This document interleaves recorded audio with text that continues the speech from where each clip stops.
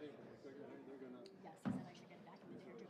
Because I reiterated, this is simply, it's not a photo thing.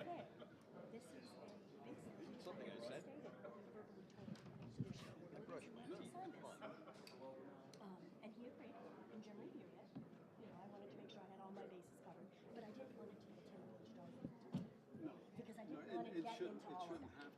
So Jim said what I've done is fine. He said if they don't sign it, then we'll go forward. But I think. Ladies and gentlemen, it is 6 p.m. and we are now going to open the annual town meeting for the town of Chester. We will start with the Pledge of Allegiance. If you could please stand. I pledge allegiance to the flag of the United States of America and to the republic for which it stands, one nation, under God, indivisible, with liberty and justice for all. Welcome to the town meeting. Please have a seat as you're coming in. The town meeting is open and for the benefit of all registered voters for the town of Chester. If you're not a registered voter, we welcome you to observe, but you cannot participate. There will be occasion when we'll hear from a number of people who are not registered voters, and I would ask without objection that those who are necessary to speak to a particular article or to the body who are not registered voters be allowed to speak. There being no objection, then we will continue. I'm Bill Dakin, the moderator. Your front are the members of the select board, including Arnie Joninas, Lee Gustafson, Ariana Knapp, Tim Roper, Peter Hutkins.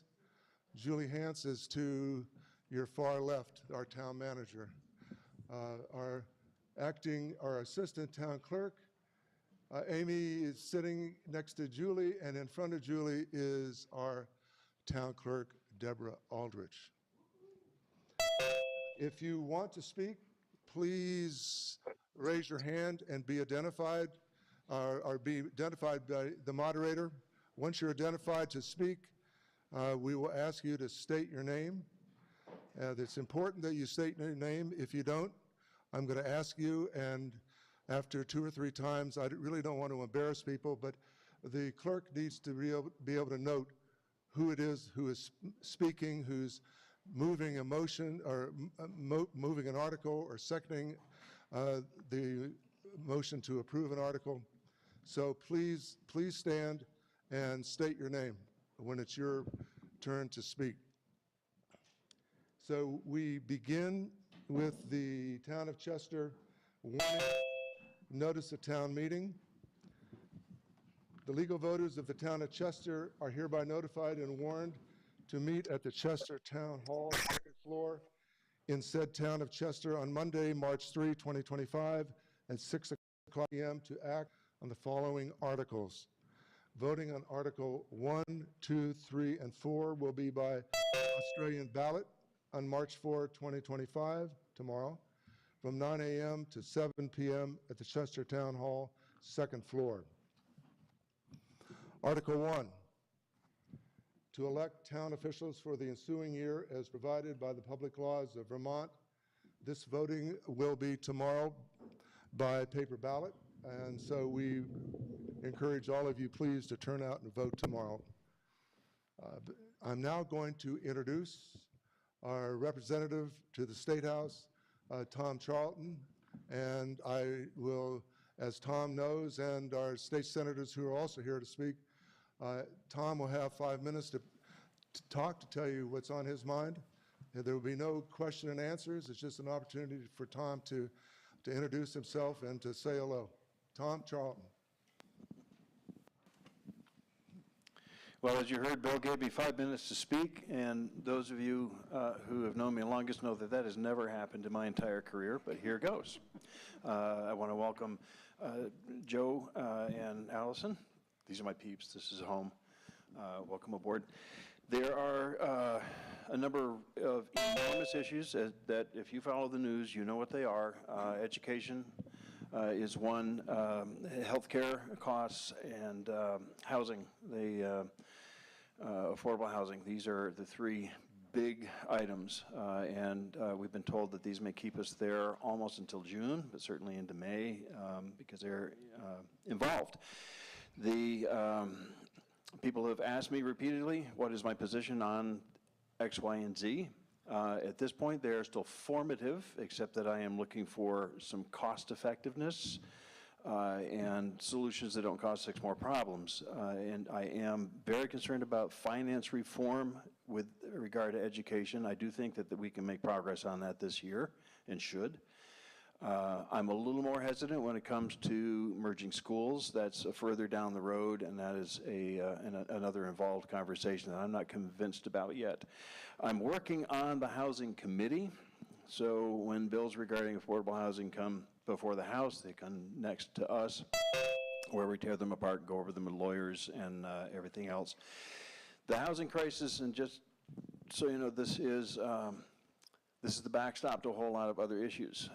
When we talk about affordable housing in Vermont, we are talking about the fact that people who have jobs and who are career people and are working people cannot buy a home in Vermont presently, and they very often cannot find an apartment. And there are several things driving this. Not just the Airbnb, the short-term rentals, but the reason that people leave long-term rentals and take that up as an alternative. Landlord-tenant relationships. The drug crisis is driving a lot of the evictions. The evictions, of course, are driving the homelessness, and we don't have affordable places to help these people get into. This is part of the logjam.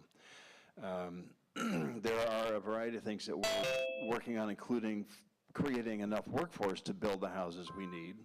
Being told that we need 30,000 houses by 2030 is a little bit daunting. And if you've tried to find somebody to fix your back step, you will understand why we're a little concerned about finding people to build 30,000 houses.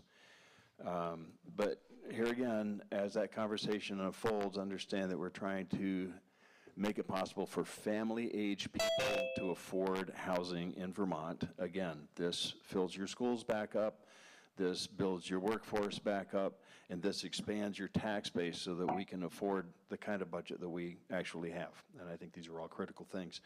Dr. Charlton? Is that my 5 minutes? You've got plenty of time. Oh, good, because I have notes. You've got two minutes. I get 2? Okay. After I speak, and very shortly, I am going to dash over to the metropolis of Athens and spend a few moments over there. But because we don't have time for questions and answers, and I think this is important, I will be here on Friday from 6 to 7:30. That gathering will be on Zoom. You can join from anywhere in the district. My cards are on the table by the back door. We'll have the Zoom link available on a variety of websites, and maybe we can get it on the town site too. I don't know. There must be a way. If you are trying to contact me, I will tell you that using my legislative email is the most effective way. All right, you may have to do it twice if you don't hear back in 24 hours, because there are about 200 emails a day while that place is in session, and they fly by quickly. And I do want to hear from you, because when it comes to what I am going to vote for, there are 3 ingredients. One is, to some degree, my position. The second is your input as constituents. And the third is what that bill actually looks like by the time it comes to a vote, because I'll tell you what goes into a committee to begin with. And I see Lee Dakin smiling because she knows what goes into a committee is not always what comes to the floor to be voted. There are some very, very good issues that I might otherwise support that sometimes show up in really troublesome bills. So let me know what you think, and I will share with you what I think. That's my 5-minute bit. Thank you. But I'm going to keep talking because it's a rare thing that I get to stand up and a whole lot of nice things about people until it's like their celebration of life. But tonight, I get to direct your attention to the first page with the colored pictures on it in your town report. And I get to talk about somebody who's really worthy of being talked about and loves it, I can tell from here. And I can imagine that person first seeing that page and going, oh my God. Am I wrong? No, I'm not wrong. Okay. So I want to tell you that this person is the subject of a joint resolution of the Vermont House of Representatives and the senators, the state senate, and it's all it's full of whereases and wherefores and all kinds of wonderful legalese language all about this individual. And it will prove that the time it gets here that only a politician can take 2 months and 14 paragraphs to say congratulations and thank you. And ironically, it won't tell us anything we don't already know here in Chester, which is that we have a really amazing town clerk, Debbie Aldrich.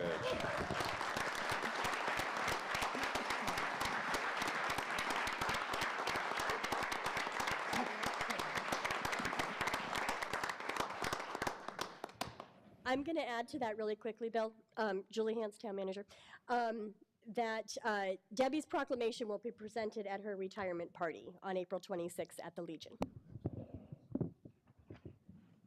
Thank you. Tom, thank you. And Debbie, thanks, and lots of love. Now I'm going to introduce our two state senators here tonight, Allison Clarkson and Joe Major, and they too will enjoy their 5-minute opportunity to say hello to the body here. Can we stand here with you, Bill? You may. Okay, great. Good evening. It is wonderful to be here and launch tonight. We have several town meetings tonight, so it's great always to start in Chester. I'm Allison Clarkson. I, along with you are? Joe Major. Joe has joined us. Dick McCormick, as you may recall, retired. And Joe, we're lucky enough, Becca White and I are lucky enough to have Joe join us. I love town meeting. I love celebrating our municipal life together. And this year, Vermont, we found out from the Secretary of State that Vermont ranks #2 in the country in its public engagement, in its love of public meetings. And I think that all stems from our engagement with town meeting, whether we're on Zoom or whether we're in person. It's wonderful that we do that. I represent you in the Senate as the chair of Senate Economic Development, Housing, and General Affairs. Tom and I are working together on sister committees, one in the House and one in the Senate. And I'd say there are 3 big things that we're working on this year. The first we're all aware of is the federal uncertainty. And this is a huge challenge for us in Vermont because our $9 billion budget, 1/3 of our state budget is federal money. We do not have the reserve funds once those holes in the dike start being developed. We do not have the money to fill each one of those holes. We have some of it, Agency of Transportation, Department of Labor, 90% funded by federal money. Agency of Human Services, 3 Squares, SNAP, many of our human service programs are all federally funded. So we have set up a task force. The Treasurer has set up a task force working with the legislature and the administration to analyze where we're vulnerable and where we may need to be being careful about saving money. And it's a huge challenge for us. Second, Tom alluded to, we have, you all made it very clear that we needed to really provide property tax relief and that we needed to look at education. I'm not sure all of you asked us to upend education and the entire education system, but we are beginning there and looking at, because if we're going to change the financing formula, we're going to need to long-term do some work on the delivery, on the governance, and on the financing. Those are the 3 big things the governor's transformational plan proposes, and we'll be working through that in the next several months. So that's the second big thing. And there are many surveys. I think Tom may have the speaker's survey that was sent out, and I know that our email has gone around asking for your input on the governor's transformational education plan. So we would love your feedback on that. And the third, of course, is our committee work. And we're working, I work in the morning on economic development, housing, and general affairs, and in the afternoon on GovOps. And we have a big bill coming out on housing, on labor, and on economic development. In economic development, we're focusing really on shoring up the resources we have for entrepreneurs and small business. We're really focusing on small businesses. And in housing, we're trying to create a project-based financing system to finance infrastructure. And that is the piece we're going to start in the Senate and get to the House, because the House is having its challenges on that. And so we're going to try and see if we can get that to the House, which would enable financing infrastructure, which our housing is dependent on. But we have a lot of great programs that we're going to be continuing to finance in housing. And with labor, we have a number of labor issues as well. And on that, I'm going to turn over to you. Thank you. As Allison said, I am the junior senator from the District of Windsor, and I unfortunately have to be a little bit of the downer in this, because we all want these things to happen fairly quickly. And unfortunately, they are not. Particularly when you look at the education system that the governor has proposed, and then what soon will be coming out of committee for the legislature, they are very different. And so there will be some negotiation with that to make sure that we come to some kind of conclusion. And Tom said that he was not in favor of consolidation. Unfortunately, it is almost a foregone conclusion. There will be some consolidation of school districts in this state. The other thing that people have to look at is health care.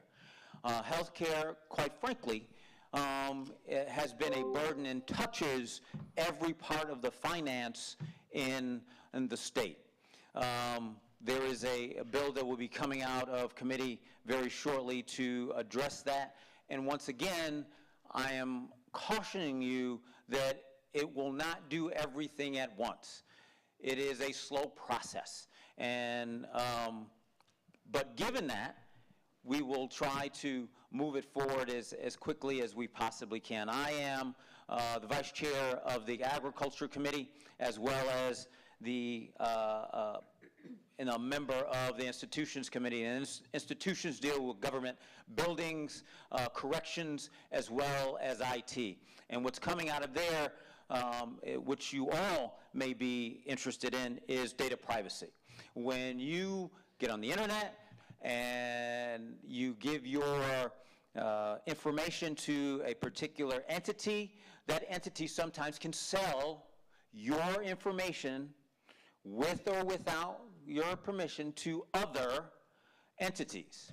We want to make sure that you give your permission, as well as them not being able to sell any of your information. And so that's something that we're working on for Vermonters. But I want to drive this home. Tom did, Allison did.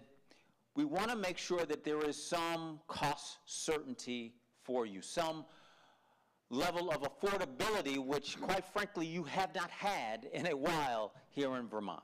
And we are working very hard to make sure that that happens. I will also address something that Allison said, and that is, in particular, a third. Just imagine that, a third of our budget here in Vermont comes from federal dollars. And if we even knew what the playing field was, then we could address some of those things, but we don't even know that right now. So I will say this: stay tuned, be engaged. Tom's email, Allison's email, my email, please, I love to hear from you, even if it says, quite frankly, you're not doing a very good job. But that tells me something, and it tells me how you're feeling. And that's important, because I work for you. And sometimes the things that I do, you do not like very much, or will not like very much. But it's important that I hear from you, and we have a dialogue, and I tell you, and this is important, why I did something. Why I did something. So I appreciate your time, and I say this I said this on the campaign trail, and Allison knows this. Allison and I are both natives of Buffalo, New York. And we are, is Buffalo that funny? And we, sometimes. And there was a clothier in Buffalo called Cy Sims.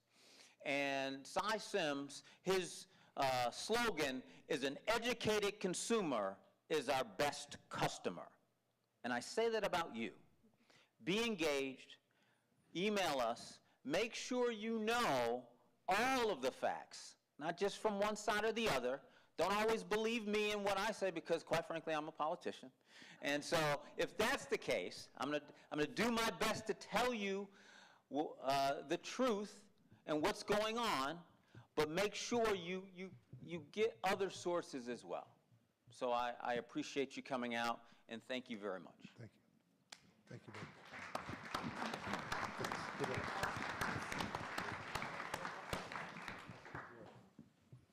Thank you. I want to just say people are standing up. If you have space for people to sit down next to you, could you please just raise your hand to show where there's some seats?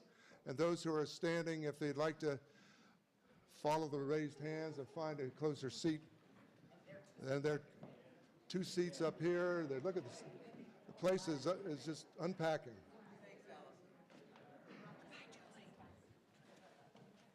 So now that everybody is seated and on their way to other places, we will continue.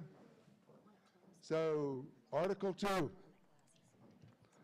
Article 2 says, shall general obligation bonds or notes of the town of Chester in an amount not to exceed $524,000, subject to reduction from the receipt of available state and federal grants and aid, be issued for the purpose of purchasing a grader for Highway Department in the amount of $374,000 to be financed for a term of 10 years, and paving sections of Flamstead Road in the amount of $150,000 to be financed for a term of 7 years. This equipment is replacing existing equipment at the end of useful life and are not additions to the town inventory. Voting on this Article 2 will be tomorrow. Article 3. Shall general obligation bonds or notes of the town of Chester in an amount not to exceed $2,982,900, subject to reduction from the receipt of available state and federal grants in aid, be issued for the purpose of financing the cost of construction for the replacement of the Depot Street Force Main, Gravity Main, and First Avenue Pump Station. It is anticipated that the debt service on the bonds will be paid from revenue generated by wastewater user fees. Voting on this will be tomorrow by Australian ballot. Naomi Wright, however, is going to make a presentation.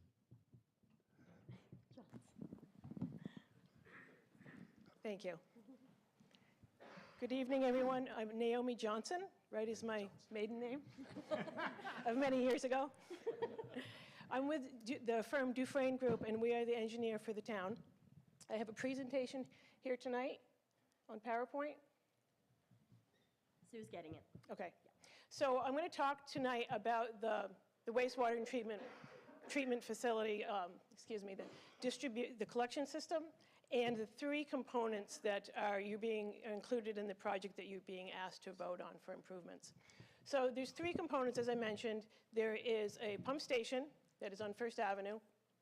The discharge of that pump station, which is the force main, and that's the line that you're seeing in green. That line currently goes up Depot Street and is being proposed to be relocated to First Avenue. And then there are some gravity sewer mains proposed for replacement.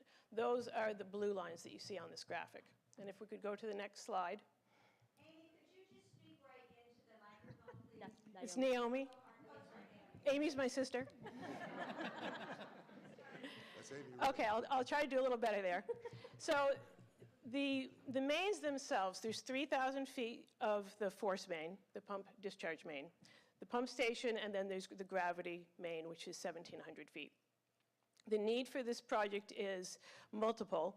First of all, that force main that is on Depot Street has cracks in it, a few breaks at the railroad tracks. It also is confined by buildup in the pipe, which is limiting the capacity of the pump station.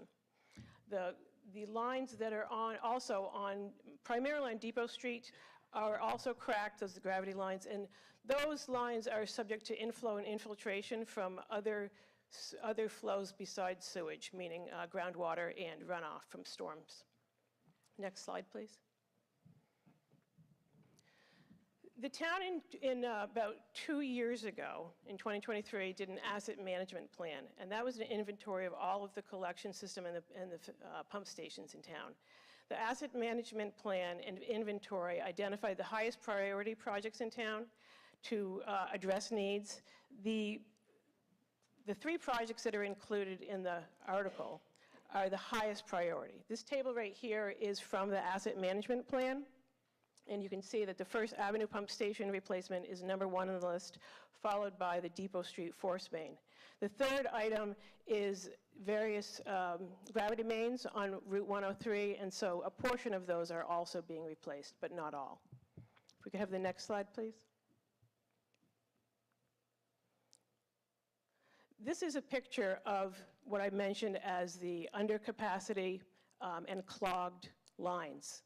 So again, this is wastewater going through mains and losing the capacity of the pipe because of buildup in it.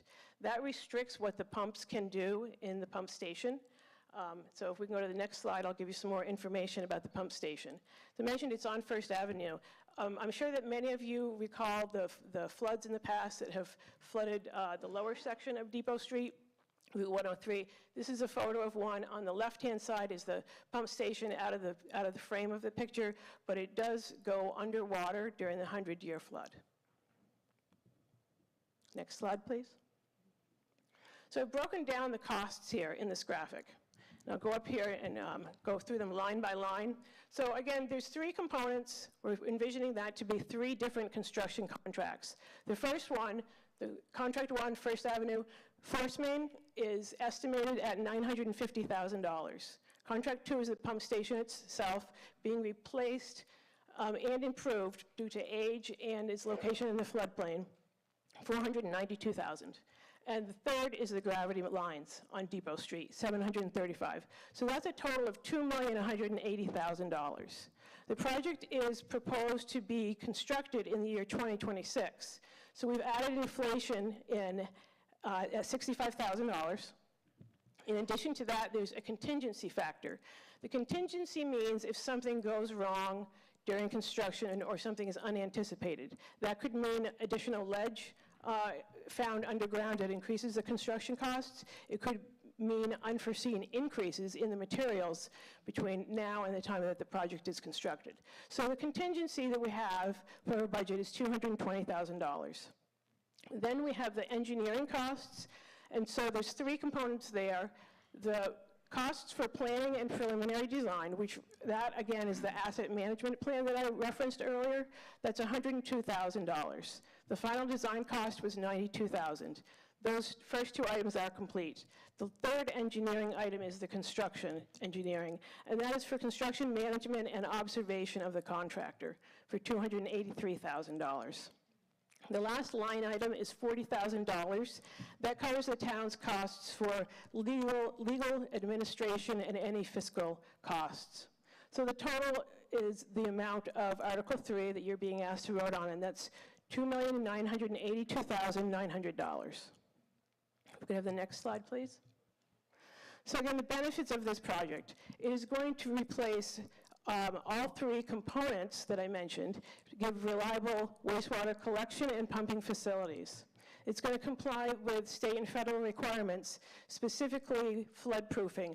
And the criteria here is not just the 100-year flood event, it's the 500-year event. So the design replacement flood pump station will be elevated above the 500-year flood so that when there is a large flood, it does not damage the new facilities. And thirdly, to replace the deficient infrastructure. which age is one issue. Those facilities are 50 years old, but they also have the physical deterioration of cracks in the mains and some deteriorated manholes. Next slide, please. Thank you. So the finances of the project. This project is primarily funded by the Clean Water State Revolving Fund. That is a state-administered program that is specifically designed for wastewater and stormwater projects. The town will receive funding with a 30-year term loan with a 2% interest rate. In addition to that, there are subsidies that the town qualifies for. Those subsidies are basically dollars off the project, meaning that it's money that does not have to be repaid. The town is anticipating $847,000 worth of subsidies. So that would reduce the loan amount to roughly $2 million. Now what that means for the average user is that your rates to repay that loan for a 30-year term would be $12.52 per month. In addition to the loan through the state revolving fund, there is also the ability to apply for grants, which the town is pursuing. Those grants would reduce the final loan cost if received. Next slide, please. So again, just to show the progress of the town towards addressing these high priority and high risk projects. The asset management plan was conducted in 2023. The town immediately pursued design, and that has been completed to a 100% stage. We're now at the stage of preparing for construction, asking for the town users and town voters to approve a bond vote for a critical infrastructure replacement. With the approval of that request, construction will occur in the year 2026 and be concluded in the year 2026. The loan repayment would start 1 year after conclusion of construction, meaning late 2027.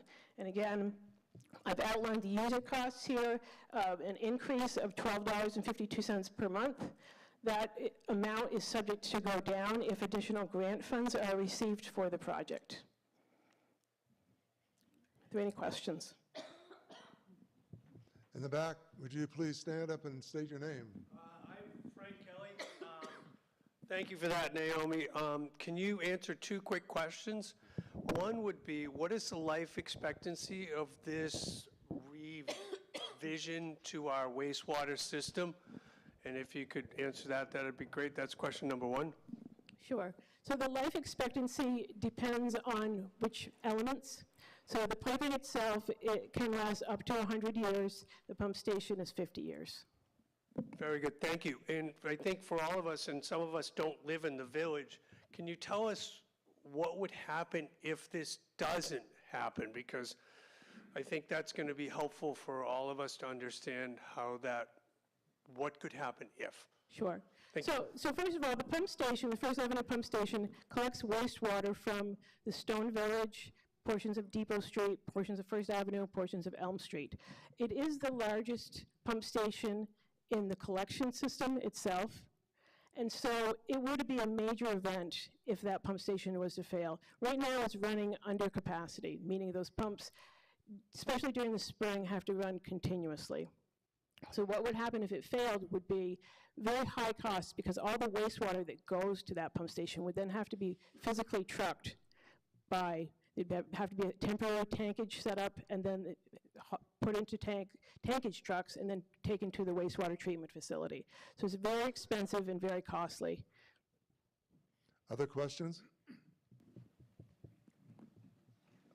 Naomi, you had said that it was $12.50 per month per user that would be paying for it, or is it by billing quarter, $12.50? It's per month? Per month. Per month. And it's totally borne by the users, the water and sewer users, not the taxpayers, even though the taxpayers are the ones that are voting on it in general. That's correct, by the sewer users. Thanks. And you are? Arnie Janinas. Thank you. Other questions? There being no other questions, Naomi, are you concluded? I am concluded. All right, as Naomi Johnson's taking a seat, There are more seats available. If anybody is looking for a seat up front and any other seats around, if you can raise your hand if there's seats next to you. But please move around and be comfortable in walking over somebody's feet. We now move on to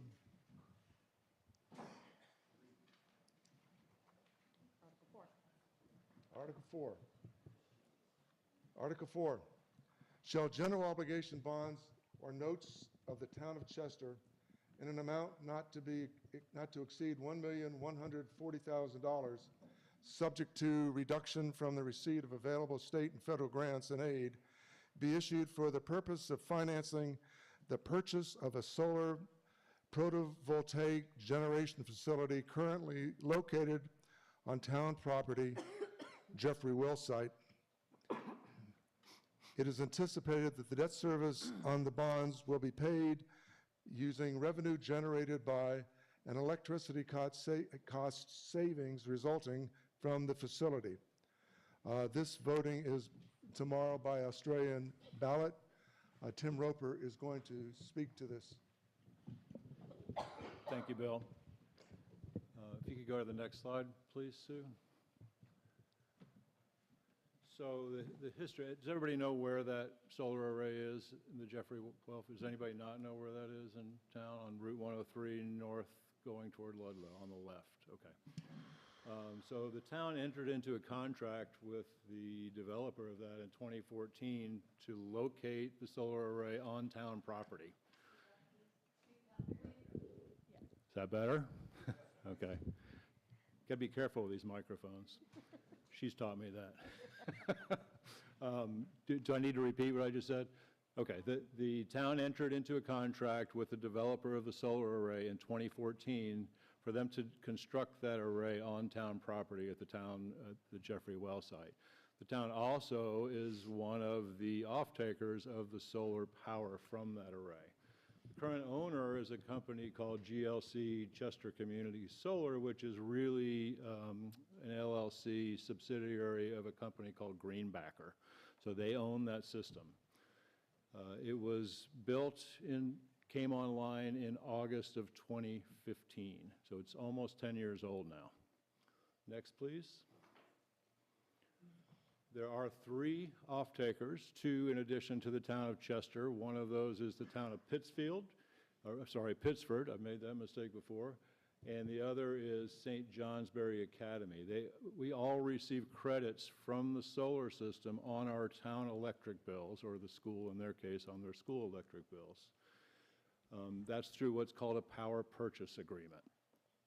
So how that works is the town pays the developer, Greenbacker, at a lesser rate than the value of the credits that are put onto our bills. Next, please. So the system itself is, in the industry, they would call it a 500 kW system. It's 495 kilowatts AC power. But the panels actually come up to be 750 kilowatts DC power. And I can explain that if anybody wants to, but it gets a little tricky. Just know that this is a really robust system that produces a lot of power. It's grid connected, what's called behind the meter, so all of the power that's produced from the solar array is metered by Green Mountain Power. And that's where the credits are tabulated that are then assigned to the 3 off-takers. Last calendar year, the system produced 778,833 kilowatt hours. Now, the average home uses somewhere around 1,000 to 1,500 kilowatt hours a month, just to give you something for comparison then. This is a really nice solar system. Next, please. So why does the town want to own this system? We're currently paying 90% of the value of the credits to GLC Community Solar. So we're getting a 10% break on those credits on our bill.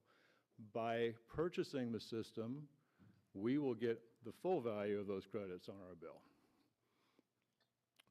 We will also then be able to receive the payments from the other two off-takers, the town of Pittsford and St. Johnsbury Academy. Those payments will come to the town of Chester. Next, please. So the credit that we will receive on our bill, combined with the payments received from the other off-takers, are expected to generate enough money to actually make the bond payments from year one on. So it's a positive cash flow starting in year one. And after the bond has been paid for, so after 10 years, it's going to generate significant income for the town. And we'll get into the details of that in a minute. Next, please. So the 10-year bond that you're being asked to vote on is not to exceed $1.14 million. The bond payments, assuming a 3.5% interest rate, which is conservative from the work that Julie's been doing with the bond bank. All of the quotes we've gotten so far are less than 3.5%. So it's a very conservative estimate that we're working with here. That works out to be $135,276 per year. The projected annual revenue from the solar after our expenses is $136,327. So you can see there the bond payment should be covered by that. The 15-year return to the town is projected at $694,000. And in year 11, the projected income to the town becomes $142,000 a year. So what are the downsides? Right now, we're collecting rent from GLC Community Solar to the tune of $6,000 a year. We lose that because they won't own it anymore. We're also getting property taxes on the facility itself, not on the land, because the town owns the land. We're getting property taxes of $6,000 per year. That was, well, $6,000 was the 2024 tax bill. So we used a 6% escalator on that, which that's been our tax rate increase for the last 2 years. That works out to be $141,000 and change over 15 years, which makes the return on investment over 10%, 10.25% as a projection, which is a good deal. Next, please. So in summary, 10-year bond not to exceed $1.14 million. We expect positive cash flow from solar production covering the annual bond payments beginning in year one. Years 11 through 15 should provide the town with cash revenue of over $140,000 a year. And the return on our borrowed investment is projected at 10.25%. Next, please. So that graphic there, if anybody can see it, is actually from the monitoring of the solar system. And I just use that for a placeholder in case anybody has any questions. Are there any questions? Please raise your hand. Yes, sir. And you are? Oh, Mr. Atwood first. Thank you. Give Mr. Atwood a hand. Philip Atwood. I don't see any maintenance cost in those figures. That's a great question, Bill. They are factored into, there's quite a spreadsheet that was put together on this, and there are maintenance costs built into that. There are monitoring costs that are built into that. There are legal costs that are built into that. There are administrative costs. All those things have been accounted for, but thank you for that question. Thank you. Evan, behind you. Gentlemen, please state your name. Gerald Gleason. My first question was maintenance cost, which you already beat me to it. Second question was longevity. Considering that we've already been using it and it's been in operation 10 years, what is the anticipated life of this system? Great question. Thank you, Jerry. Solar panels and the inverters in this system have a 25-year warranty on them. So all the projections that we're showing here for that 25-year period. Anything that fails in the way of panels or inverters, which takes the DC power and makes it into AC, is covered under warranty. We didn't project beyond 25 years for that reason, but solar panels work for a really, if you look at it this way, if anybody's willing to warranty their product for 25 years, it's a pretty safe bet, in my mind, that they're going to work at least that long, if not a lot longer. And there are solar panels that have been producing for 40, 45 years now. Second question I've got, and I don't know, this kind of goes along with life expectancy. In the case of like hail or ice, is there an insurance policy that ends up being taken out on this? And if so, is it costly, or what would be involved? Another great question, thank you. And that is also built into the sheet that we calculated all this cash flow information from. Yes, it will be insured. Okay, thank you. Further questions? Yes, ma'am. You are? Vicki Master. From what I understand, solar panels' lifespan is 20 years, so we're 10 years in now. So you're saying 25 years from the time we purchase it, so so you're gonna have to replace many of those solar panels within 10 years from now, from what I understand, and these are older solar panels, so maybe the newer ones have a better life expectancy, so that's the question. I'm sorry, what is the question? So if a solar panel lifespan, from what I understand, is about 20 years expected, ones that were made 10 years ago especially, maybe newer ones that are recently made have longer expectancy, then after, let's say, 10 years from now, what happens when these solar panels go? You're gonna get rid of these and replace them with new ones? Okay, I understand. And what happens to the old solar panels? Yeah. Good questions, thank you. So as I just said, the panels are warranted for 25 years. So no, from the time that they were initially installed. So we've got another 15 years of warranty coverage on the panels. They should produce well beyond that. They do degrade a little bit each year. That's expected and predictable, and that's also built into the calculations. I'm glad you asked about what happens when they do fail, because that question has come up a couple of times in select board meetings, and it's a good question. We expect, right now, there are companies who are beginning to recycle solar panels. They're made of aluminum, glass, silicon, silver, copper, very recyclable materials. And at this time, there's really not much scale because there aren't many old solar panels that are coming out of the field. But it's anticipated in the industry that that will become a business unto itself, to be able to recycle solar panels. So I can't say that's going to happen, but that's what's expected. Any other questions? There are no other. Mr. Atwood, wait for the microphone. You can sit down, sir. I got two questions. One, is there anything else that the land can be used, like for grazing goats or something, to provide income? I don't see why not. I mean, grass grows there. And any of the construction projects that I've been involved with personally, we looked at analyzed the project, and at the end, what we had forgotten was the idiot factor. And that was usually about 25% over what we had estimated. 25% of cost? Well, so Bill, the system's already built. I think what a lot of that would come out of construction. And so that's already there. The only real variable is, will the system perform as expected?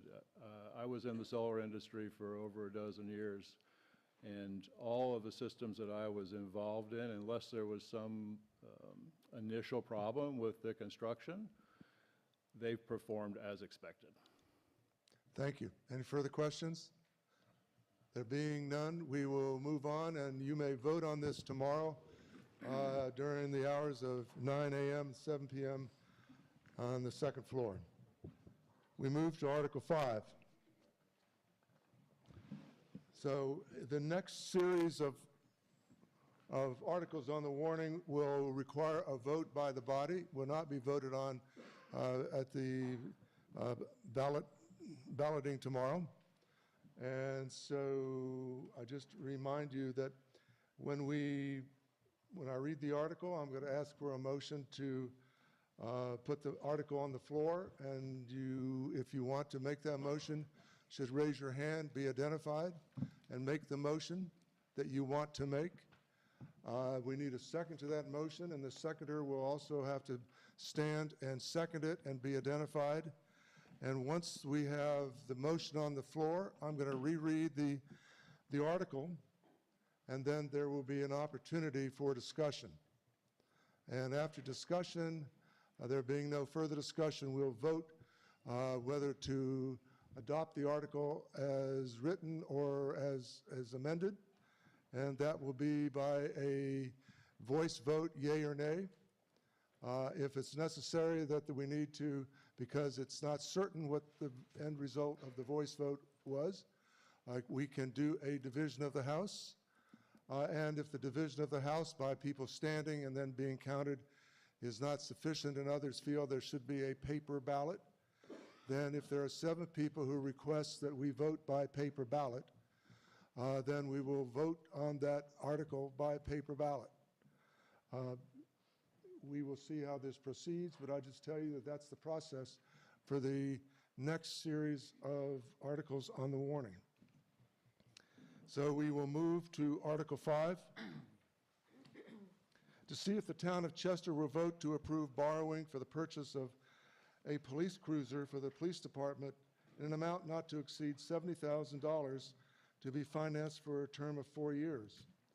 This equipment is replacing existing equipment at the end of useful life and is not an addition to the town inventory. Is there a motion on Article 5?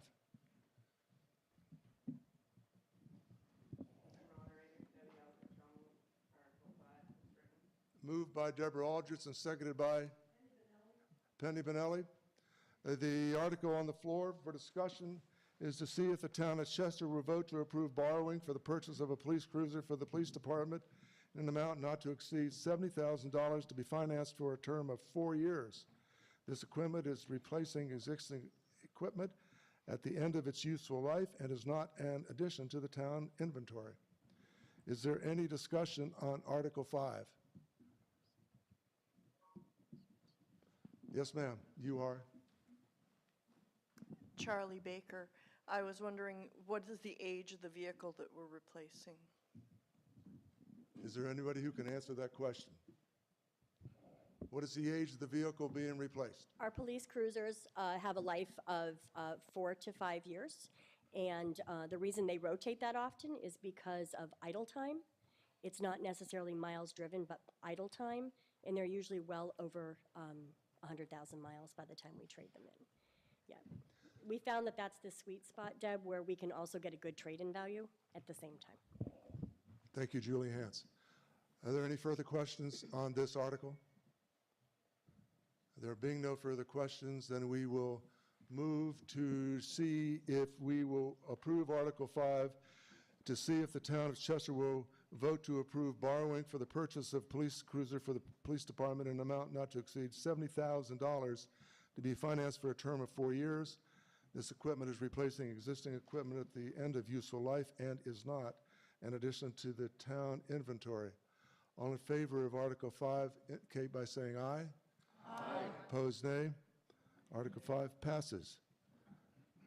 Article 6, to see if the town will vote to raise $4,225,000 to be paid to the Chester Town Treasurer on September 16, 2025, to pay current expenses and any part of the town's indebtedness. Is there a motion on Article 6?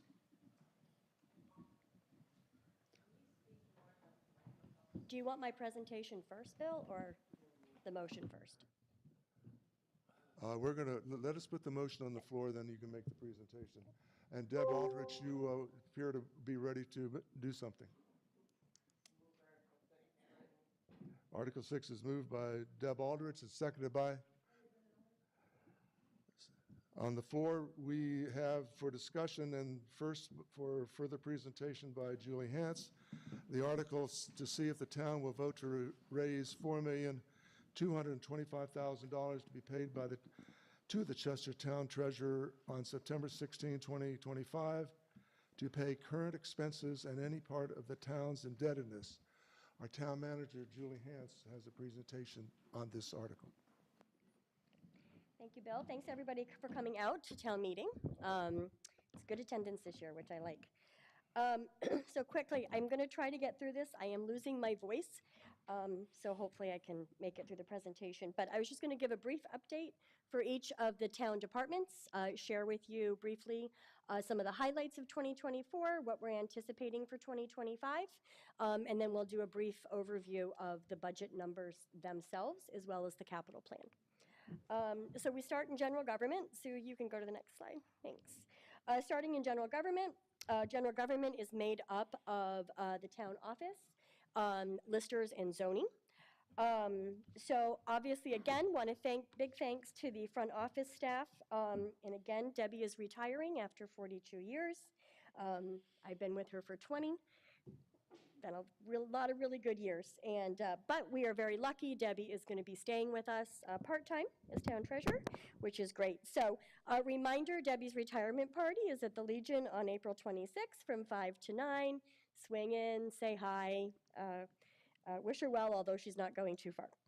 And we will be asking in March for the select board to be appointing Amy O'Brien as the town clerk. Amy has been serving as our assistant town clerk for a number of years now. Seven years. So Debbie has been prepping Amy over this past year to slide into that position as well. So the select board will be presenting that to the select board on March 19th.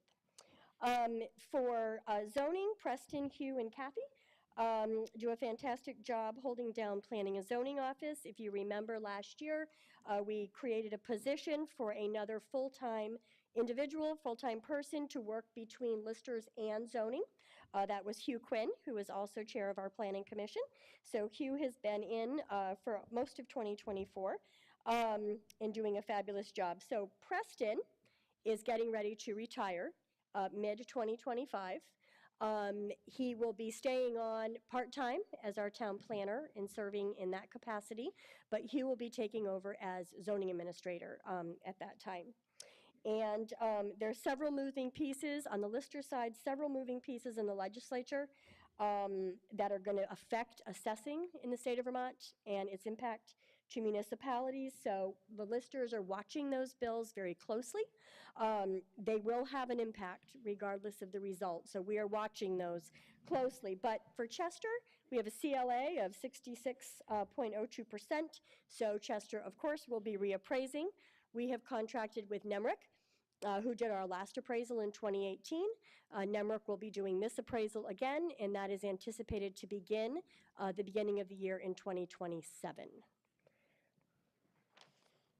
And we'll be sending notifications as that process unfolds as time goes on. So I just want to give a quick thank you to the Development Review Board, the Planning Commission. These are two boards that work very hard in writing the bylaws in our town and in issuing conditional uses, subdivisions, those quasi-judicial style permits. They work very hard. I just want to thank them. They are often very unrecognized positions and often get a lot of flack for what they do. So I just want to give a shout out to them, give them thanks. Those are basically volunteer positions. Next slide. So this year, one of the things that was very active in 2024 is our Housing Commission. In 2023, the Select Board established a Housing Commission for Chester. And 2024 was their first full year of being very active. They have a few parcels in town that are being evaluated as potential development sites in the future. You will see on this town warning, we'll vote on it, I think, the next article, an article to establish a reserve fund for the Housing Commission.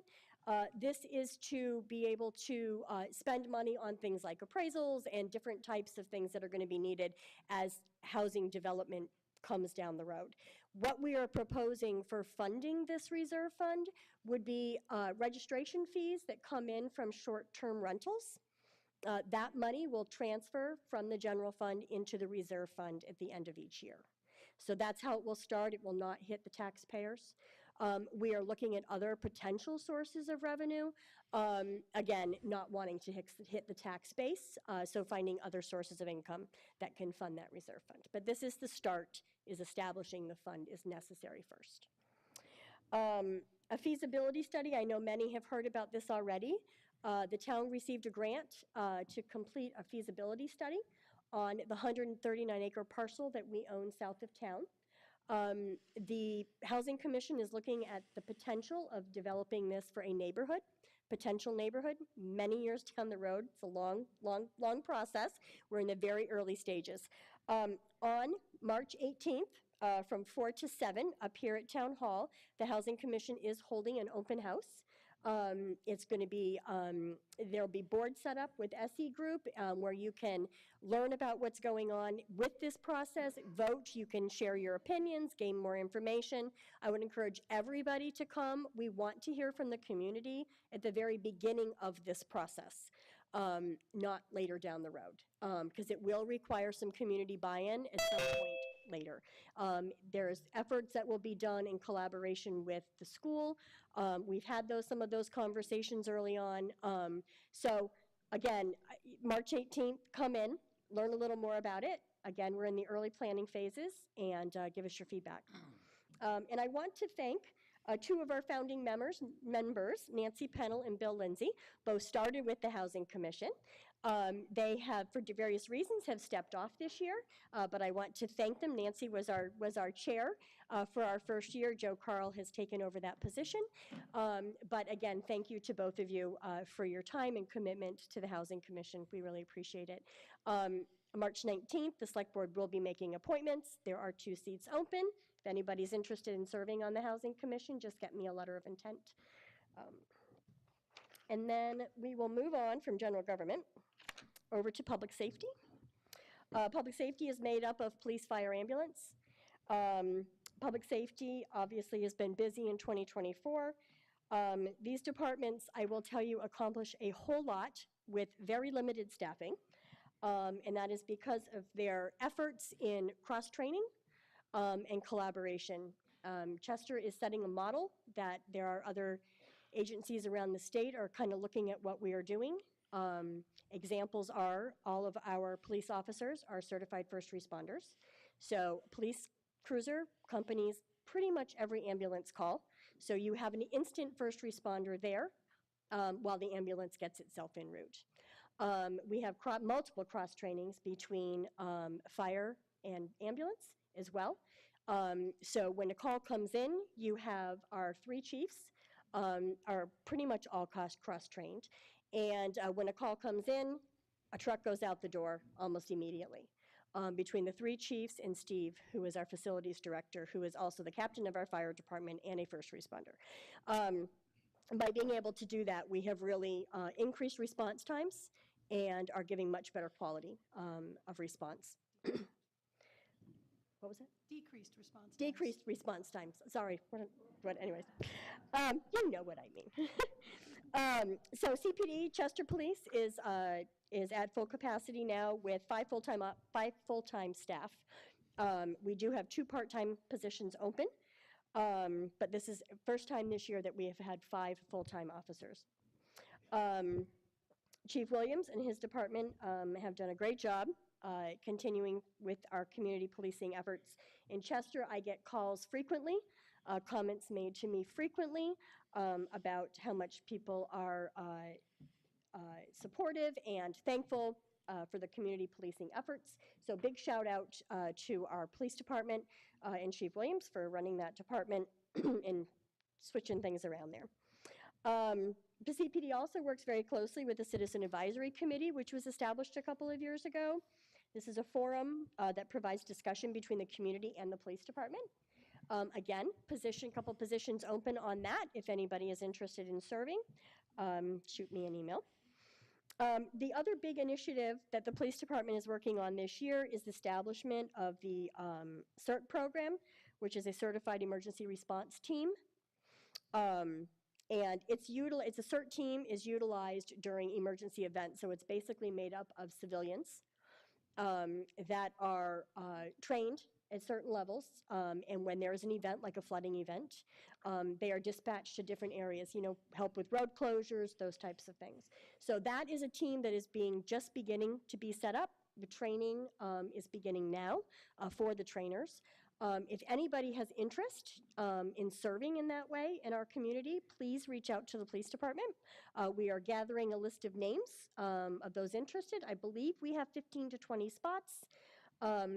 Thumbs up, 15 to 20 spots? Yes, okay. Available, so please reach out again to Chester PD if you're interested in that. I will briefly touch on the collapse of the carport. This was an addition to the slide. So the carport was a structure that was donated to the town, sadly in memory of the individual's brother. It was a contract between this gentleman and a builder out of North Carolina that they wanted to build on our lands. The contract is not between the town and the builder, but it is on town property. So we are working with them to remove the structure. There was damage to a cruiser underneath, which our insurance is covering. And there was damage to a police officer's personal vehicle, which is being managed through insurance as well. And this structure will be removed. This structure will not be replaced on town property. So we have some stuff in the works there, but just so that everybody is aware, it is being worked on. It is not being removed at this moment because I need to dot all I's and cross all T's before the evidence is gone. So just wanted to give everybody an update on where that's at, because I'm sure you drive by and see that and think, what in the world? Anyway, so we'll move on to fire department. Responded to 190 fire calls this year in 2024. Many of you know, beginning of last year, Chief Wilson retired in January. Chief Whalen filled in and then took a great career advancing position in the town of Ludlow. So Chester Fire took a little bit of a step back to figure out our needs for our chief. We are very happy to announce midway through last year, Chief Scott Richardson came to us. We dragged him out of retirement from Springfield to help us here in Chester. Scott brings a tremendous number of years of knowledge and wisdom to the team and has been a great asset to us. So we are very thankful for him. Him and I have a standing joke about how long he will be here. So a quick heads up, the new tanker truck that was ordered a couple years ago is going to arrive in the next couple of weeks. Reminder, when you see this tanker truck, that it was funded through a grant. $452,000 was grant funded. The match is $26,300 is coming to us from the Yosemite Engine Company, and the capital plan is paying the remaining $37,000 match. Those funds were raised a couple of years ago. So you will see that when we have it. We have talked about having an open house for the community to come in and check out the new truck. Chester Ambulance responded to 546 calls in 2024. This is combined 911 and interfacility transfer service. So the arrival of the new ambulance at the end of 2024 brought the addition of the interfacility transfer program, utilizing Chester's old ambulance. It's a one-year program. We're doing it as a trial. We are finding it to be very busy. The revenue generated from the transfer service was $37,000 in just the month of December. So many transfer service throughout the state of Vermont, many may know, is becoming a real problem. If you are in Springfield Hospital and need to get to Dartmouth or to Boston or to Hartford or to any other facility, you can often wait in a hospital for days before you have the ability to be transferred because there are not ambulances staffed and able to do those transfers. But they are paid for through insurance. So utilizing our second ambulance in this way is a revenue generator for the town and provides a service to people in our communities so that they're not having to sit in that hospital for days on end. So Mike handed me the numbers. We have budgeted for this year for revenue for ambulance at $350,000 between the transfer service and 911 call response. through the end of February, our revenue is already at 99,000. So we will far exceed. Again, we want to take baby steps, and we want to make sure that we're fully aware of what we're getting into by taking this on as a new addition to the department. So again, this is a one-year trial to see how it works. But so far, it is proving to be very positive. I will also say that Chief Ranzio, huge shout out to Chief Ranzio, been very busy building the department. A lot of in-house trainings. All of our EMT and advanced EMT classes are now able to be trained in-house, which saves the town a lot of money and allows us to add more to our department. We are doing extensive amount of community CPR and AED classes. If you have a business and would like our ambulance department to come in and train your staff on basic CPR or usage of your AED monitors, please reach out to Chester Ambulance. They will absolutely come in and do that training for you. And Mike started at the transfer service, and because he was not busy enough, we sent him to paramedic school. So Mike is also, Chief Ranzio, I should say, is also in paramedic school. The select board's approved the adoption of a paramedic program in Chester in 2024. Mike is, Chief Ranzio is now in paramedic school to be completed in, I believe, early September. And the plan is, as many may remember, the plan was that in 2026, Chester will start looking at the community paramedicine program. Which there will be a lot more coming out on that. It is a move that the state of Vermont is also looking at, given the healthcare system in the state of Vermont and the decline in the difficulty in being able for office visits. There's a lot of things that can be done through paramedicine that saves our taxpayers money, our citizens money, I should say, and reduces recurrence to the hospital. So stay tuned for that as well. I'll move on to Public Works. So Public Works is made up of highway and cemetery. Again, I want to brag on my people. Highway department is an amazing crew. I hear it all the time. We are very blessed in what we have for a town of, I think, 97 miles of dirt road, 78 bridges, thousands of culverts. Per capita, we are one of the largest road miles in the state for dirt road, and the largest number of bridges. Our guys build bridges.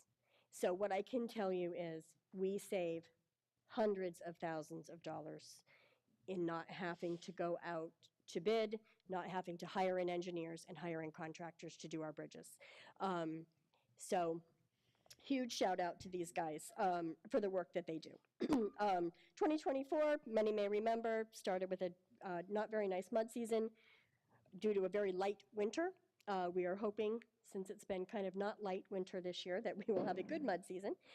So the highway crew in 2024 completed several large projects, included, again, culvert to bridge replacement on Green Mountain Turnpike, ditch work, 5 culvert replacements on Amsden Hill, paving Andover Road to include replacement of 13 cross culverts. Those are the big projects. Those projects were all grant funded. In addition, there were several standard ditching projects they do, as well as road resurfacing. All of Popple Dungeon was road resurfaced, Goldthwaite and parts of Lover's Lane. Those funds were all done through 406 mitigation grant funds. And then with the assistance of large structures grants in 2025, we're going to replace 2 bridges on Wyman's Falls, a bridge on Smokeshear, and a large culvert on Old Stage Road. FEMA mitigation funds, again, are being used to resurface several roads as well as riprap in several locations. Again, riprapping from where there was flood damage in July. In addition, grant funds were received to complete the scoping study for the sidewalk to the high school. That is underway. We should have results of that in the next couple of months. And then many people I know have seen, you can't miss them, the new signs in town that were installed in spring. The remainder of the signs, the Village Gateway signs, will be installed this coming spring, which completes that project. And then we will just give another shout out to the cemetery department, group office often under-recognized. We have 2 employees in the cemetery department that manage 7 cemeteries and 12 grounds for 12 town parcels are managed by 2 individuals. And they do it very well. So in 2024, using monies from trustee of public funds, the department replaced a stone retaining wall and culvert. It was a large project at the North Street Cemetery. And this year, the Pleasant Brook Cemetery is being surveyed for expansion of sites. And before Lane leaves, so Lane is our superintendent of schools. If anybody did not go to or see the presentation on the school budget, I would strongly recommend that you connect with them. Lane did a phenomenal job explaining the school budget in a way that was very understandable. So highly, highly, highly recommend that you reach out to the SU and get access to that presentation. It was very well done. Thank you, Lane. Thanks, Lane. See you later. So then recreation. Chester has amazing recreation facilities. Huge thank you to Matt, who does a great job with the facilities here in town. In addition to the facilities, often what people don't realize is that Chester youth sports are not run through our schools, they're run through the rec department. So Matt runs all the youth sports for town, as well as coordinating several adult programs that we now have, mostly adult exercise programs. If you have ideas for adult programs, please reach out to Matt. He's always looking for things to do to add for the adults as well. Matt also is very handy and so works very well with Steve, our facilities director, in getting construction projects done in town as well. He's currently painting our building, the inside of our building. In 2024, we added the asphalt pickleball courts, which were installed in the old ice rink, and improvements were made to the pumps in the pool house. In 2025, this budget includes fencing the pickleball court, and those who play pickleball are going to be very thankful for the fencing around the court. Some improvements to the baseball field, finally some upgrades to the baby pool, and some renovations to the bathhouse. We are looking ahead that the bathhouse in Chester is very old, and it's iconic, so we'd like to keep it, but there are necessary repairs coming. We are going to do as much work as we can in-house to buy us some time, because the renovation of that building is close to $400,000 to $500,000. So we're going to buy ourselves some time and come up with a good plan of what we want to do with that facility. Thank you, Matt. Does a fabulous job, as always, in the rec department. So facilities, there is a facility section in our budget, breaks down library, town hall, the rec facility, historic buildings, and public safety. Facilities director, Steve, I say this all the time, I can't possibly quantify how many dollars he actually saves the town. Between him and Matt and Wayne Wickens, who works in the sewer department but is also a master electrician, saved the town a lot of money. Steve is always very busy. Library this year is showing a slight increase. That is due to salaries and benefits for library staff. And one of the big projects at the library this year is the replacement of the sprinkler system, which is over 30 years old. It is well beyond, and it's starting to have failure points. So you will see in the capital plan that this is one of the uses for some of the remaining ARPA funds, is the installation of the sprinkler system. And that will also include upgrade to lighting and the ceiling replacement in the basement, which has been long overdue. For Yosemite, window restoration work has finally been completed. That was done through a grant. And 2025 is going to include some plaster renovation at the Academy building and potentially painting of the cupola. New electrical upgrades have been made, or are in the process of being made up here at Town Hall, so that we can have some enhanced performances up here in this space. Again, that work is being done by Wayne Wickens and Steve. So one of the big things to announce is that the town received the Municipal Energy Resiliency Grant. We were awarded $499,000 with no match. And it is to be used for on three municipal buildings for energy improvements. So the work that will be done in 2025 is for Town Hall. It will be the installation of this attic and new heat pump units to be installed throughout the building. We will retain the propane system as a backup. At the library, there will be insulation in the attic, ADA improvements to the downstairs bathroom and the Vermont room, and new heat pump unit in the basement, replacing an old unit there. And then most of the funds will be spent at the Academy building, insulation in the attic, exterior storm windows, heat pump units throughout that building, backup propane system, ADA improvements to the bathroom, and the installation of a lift to the second floor.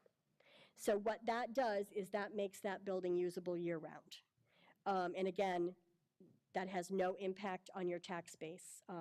That is not paid for by our local dollars. It is paid by our federal dollars, but not our local dollars. It is grant funded. So grants, in addition to some grants already mentioned, we received several grants in 2024.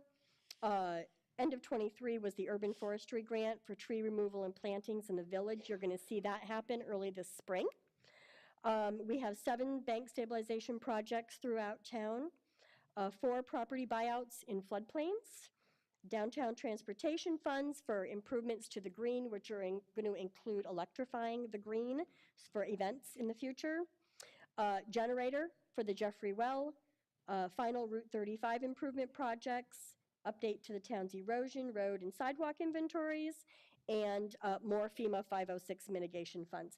I should explain quickly, FEMA 406 mitigation funds is when you have an event like we did in July, for the amount of dollars that you spend on a section of road, you can apply for additional mitigation funds.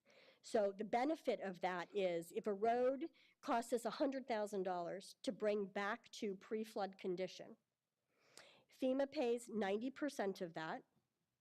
The state of Vermont pays 7.8% of that, leaving the town with 2.2%. So when we can apply for 406 mitigation funds for that same dollar, so we can take the $100,000 and apply for an additional $100,000 at those same terms. So we can get $200,000 worth of work for 2.2%. That is the cost to the town. So the advantage is we want as much of that as we can get for such limited dollars to do work that we know we need to do. So Popple Dungeon Road is a perfect example. Popple Dungeon hadn't been resurfaced in years. So for the flood, we had to bring it back to pre-flood condition. But we were able to use the 406 mitigation funds to completely resurface Popple Dungeon Road. So that's another $168,000 that we were able to get in to resurface that road that did not hit our local tax dollars. So that's what 406 mitigation funds are. With the funds that we've applied for and been approved, we'll have about $800,000 in 406 mitigation dollars. Our match, our 2.2% match of those dollars, will be able to be paid for through our reimbursements that we receive from FEMA. When FEMA reimburses us for a project, we get reimbursed at rates that are higher than what we actually expend out.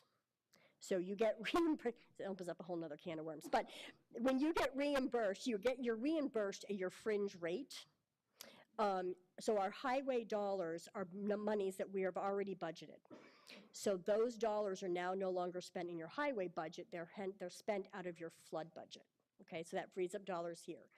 But the other thing that happens is when you're reimbursed at rates for your equipment usage, which is not actual cash outlaid. I mean, it's an expense, right, in long-term depreciation, but it's not cash outlay. You're reimbursed those dollars. So you end up at the end of a disaster, often with a surplus.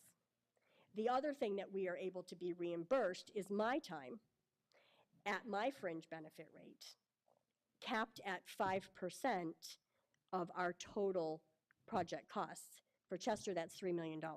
So we can reimburse us 5% of $3 million to reimburse me, which again is money already budgeted. So our 2.2% will be paid out of those dollars, so it doesn't actually hit our tax base, if that makes sense. Hopefully I explained that in a way that makes sense. So 2024 budget wrap-up.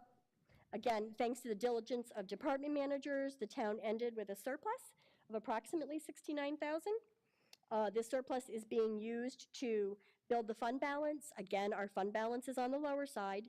2023, we had a deficit, so this helps offset that deficit. And then for 2025, this budget reflects a level service budget, not level funded, level service, meaning this is, with no new services added, this is the budget that it costs to run the town at current service. No new programs, no new positions being proposed or added for 2025. The operations budget is an increase of 3.89%, which is approximately the rate of inflation. This year, we have the second half of the principal payment to the public safety building, which is $88,000, which equals just about 2%. So you have a total of 5.89% increase this year from those two items. And the 3.89% increase is basically cost of living increases for salary, health insurance, those benefits, again, at the rate of inflation. This also includes the purchase of a used vehicle for the facilities director. When he put his foot through the bed of his truck, we decided it was probably time for a new one, but he's getting a used one. And this is also because of some savings in highway. So I will just say quickly, we fought hard and were able to get access to the rivers during the July flood. So we had equipment in the rivers getting back that debris that came from our road to plug the river. We want back on our road or in our pit, because those are gravel dollars that we've already spent. So we have a pretty good pile. So there were some savings that were able to be generated for this year and likely into 26 from that gravel extraction that we were able to get done. And I'll quickly go to the capital plan. Proposed for 2025, 2 items. The grader is beyond its useful life, and paving for Flamstead, it will not be paving the whole road, it will be paving the worst sections. We want to keep bonds down, knowing that we are also asking for a very large bond for the sewer projects. So we want the focus to be on that. We are foregoing the purchase of a dump truck for 2025. We are extending one of the trucks, so the only ask this year is the grader and some money for paving. I will say that one of the things that happened in 2024 that you will see, the 2024 bonds were underspent by $95,000 because bids for paving Andover Road came back at an exceptional price.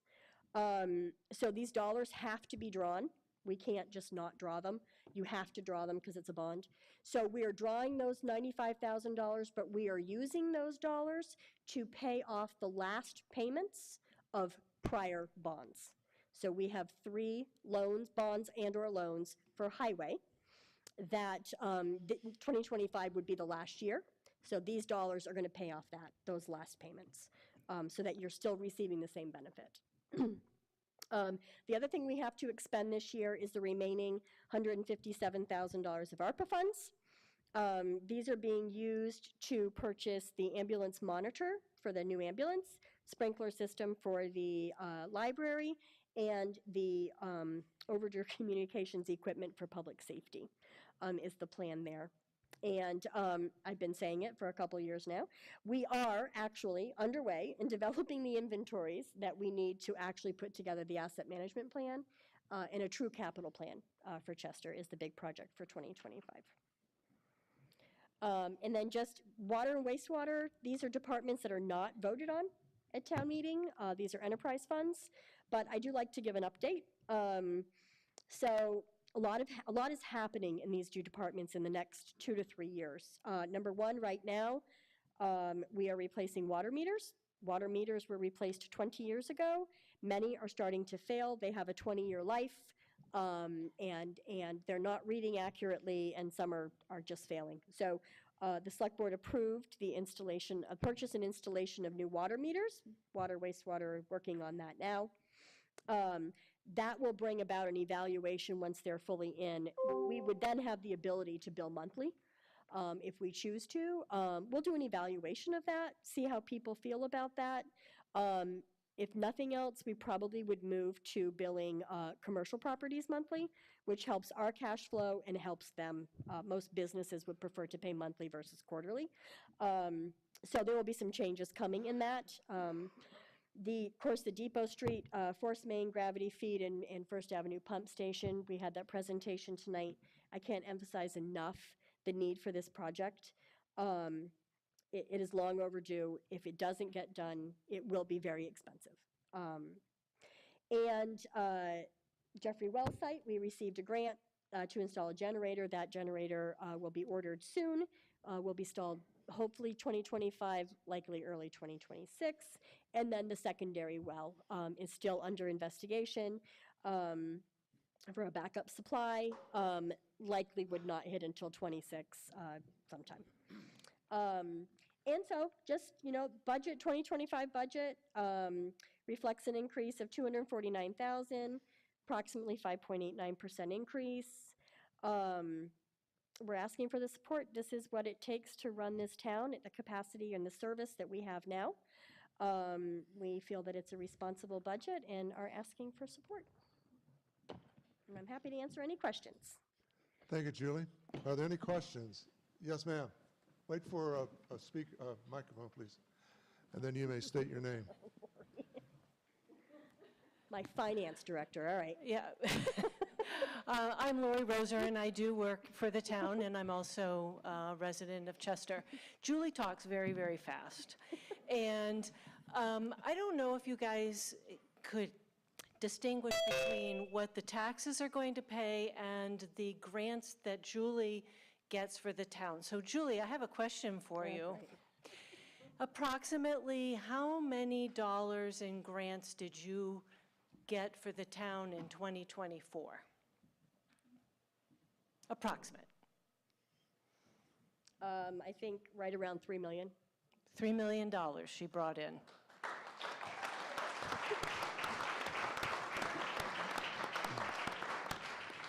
And I think that's really important because before working for the town, I did not realize that grants really support the town.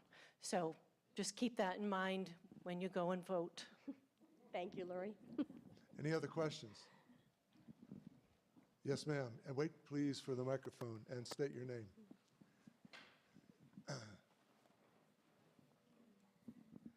Vicki Master, I'm curious when you say you'll be replacing the water meters, what do you mean by that? Is that for each home, or I'm not sure what you mean by water meters. Thank you. So in your basement, and Jeff, get ready. In your basement, for those that are on municipal water and wastewater, in your basement is a water meter, and it registers how much water per 1,000 gallons goes through that meter. It's what measures your usage. That usage is then used to calculate your sewer, because we assume what comes in goes out. And so there is on that meter, there is a register on the top. The meter, the base of the meter itself will stay. The register on the top is what goes bad, and so that is what is being replaced. Did I get it? Close. 20 years it's taken me. You are? Jeff Holden. The main thing that's failing now is the old antennas. They have a solid state battery in there. They were warranted for 20 years, and they're right on the cusp of starting to fail. And that was a radio read system that I used to have to drive around and pick up all the signals with a radio reader every 3 months. And with the new system, it's going to be through the cellular service, and it'll be coming right into the office, into Amy's computer. And it'll be sending a signal every 4 hours. So we will be updated a lot sooner if there's a water leak in the house or something, and something like that. I've seen leaks in the house that go for like 2 months because I'd read the meters and nobody was there, and the basements were full of water. So it's going to possibly save the residents and our cost for pumping water as well. So it'll be a much more streamlined and accurate system that will, I think, save us money in the long run. Thank you. Thanks, Jeff. Are there other questions?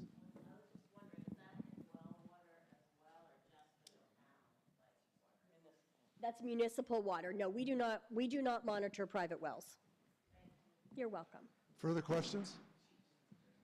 There being no further questions, then we will vote on Article 7 to see if we will, Article 6, excuse me, to see if we will vote to raise $4,225,000 to be paid to the town of Chester treasurer on September 16, 2025, to pay current expenses and any part of the town's indebtedness.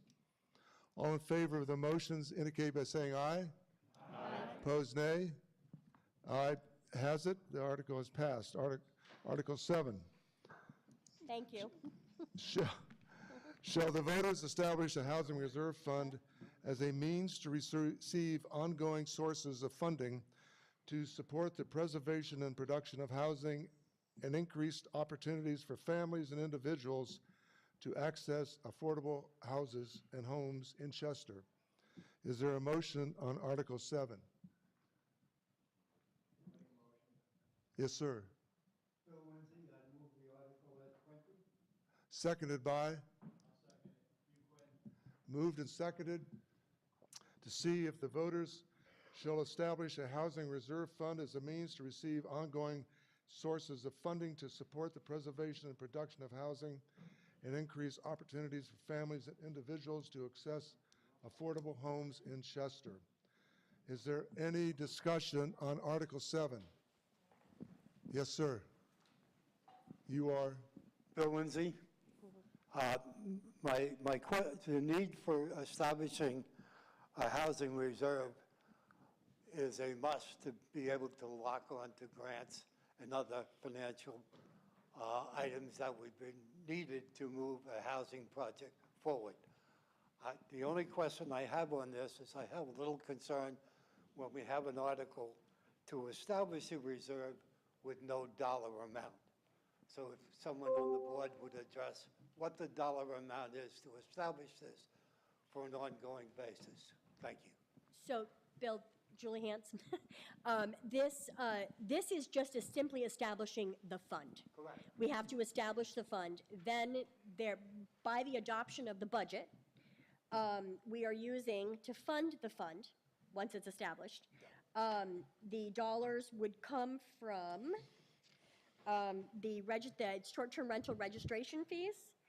So that dollar amount anticipated for 2025 would be $24,000. Okay. And that's within the general fund budget. And that was carried within the That's general carried fund within the budget. budget, correct. Okay, so any additions to this fund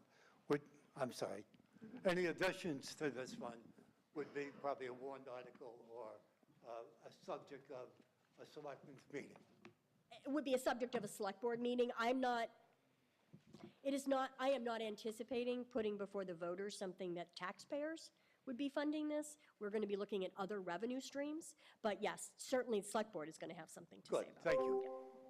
Further questions on this article?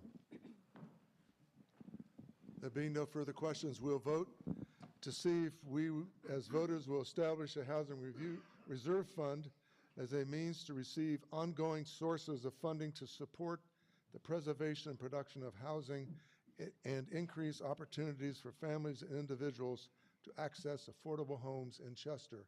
All in favor of this article indicate by saying aye. Aye. Opposed, nay. The ayes have it. The article has passed. Article 8.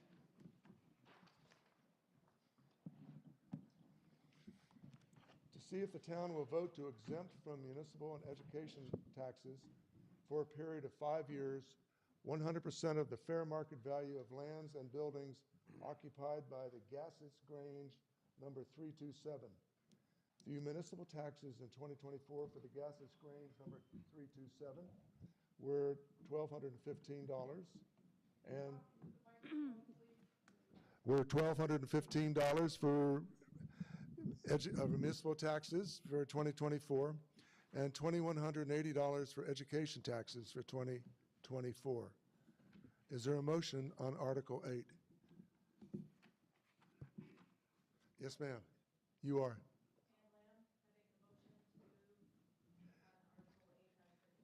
So the article has been moved by and seconded by?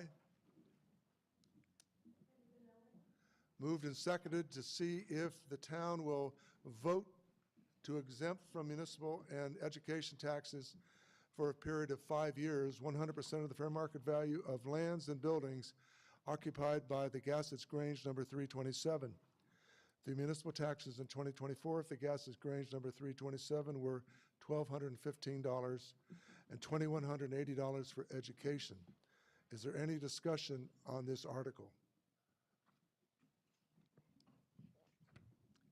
Yes, ma'am. Would you please wait for Nancy? Would you please wait for? You think you need it? Yeah. Okay. I just wondered if there's someone from the Grange who could speak to this. I think it's important that if they're looking for an adjustment of some kind like that, maybe there's someone here that could speak to it. Are there anyone behind Nancy who would like to speak? The two people, and please, you are? I'm Robert Carlton. I've been a long-time member of the town of Chester. I bought, and we've always had a tax exemption from the town, so we didn't have to pay our taxes because the Grange is a dying organization. People don't understand that. If it wasn't for the Grange, you people be paying the high prices on your produce and stuff. Robert, thank you. And you are, ma'am? Hi, I'm Charlene Starr. So I don't know if you all read the program or at all, but on 119 it does tell you what we do. As far as we do buy dictionaries for the third graders every year. We do help your seniors here in the center. 36 of them receive gifts every year from the Gassets Grange. We are available for emergency use for your fire departments as well as your police departments. If something should happen and someone need to go to be warm because their house is burning, we're available for that. So not only do we help the community, but we also try to provide services for the community. And these are one of the reasons why we are asking that you give us an exemption on our taxes. Is there any questions? Any further questions on this article? There being no further questions, thank you both.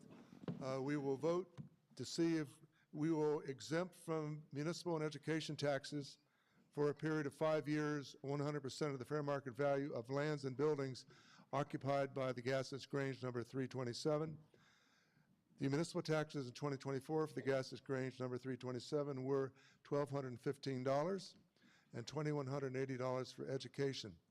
All in favor of Article 8 indicate by saying aye. Aye. Opposed, nay. Article 8 passes.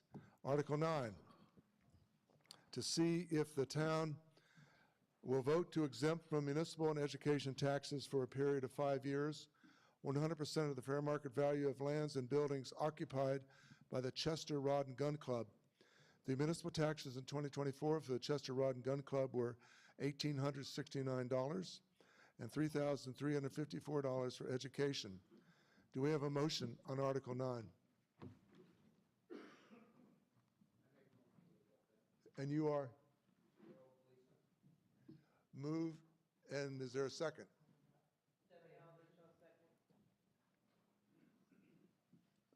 Moved and seconded. Are we good, Amy? All right. So the motion has been moved and seconded, or the article has been moved and seconded, to see if the town will exempt from municipal and education taxes for a period of 5 years, 100% of the fair market value of lands and buildings occupied by the Chester Rod and Gun Club. The municipal taxes in 2024 for the Chester Rod and Gun Club were $1,869 and $3,354 for education. Is there any discussion on Article 9? Yes, sir, and you are? Paul Stoddard. I'm the president of the Chester Rod and Gun Club, and we're asking your support tonight. First of all, the mission of our club is to preserve the heritage of hunting, shooting, angling for our local members.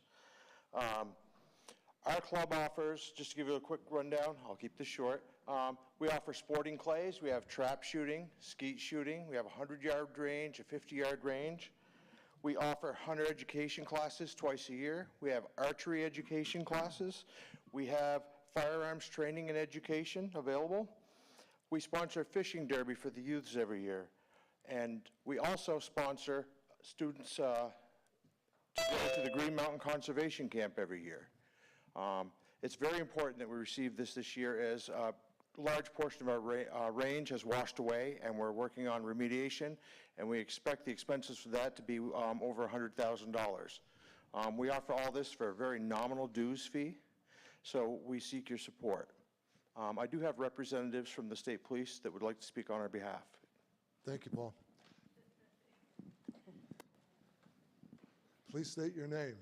Thank you for letting me speak to this forum in which I know none of you. My name is Corporal Gary Salvatore with the Vermont State Police. I've been a member of the State Police since 2004, certified firearms instructor since 2007. To some of you, I may be old.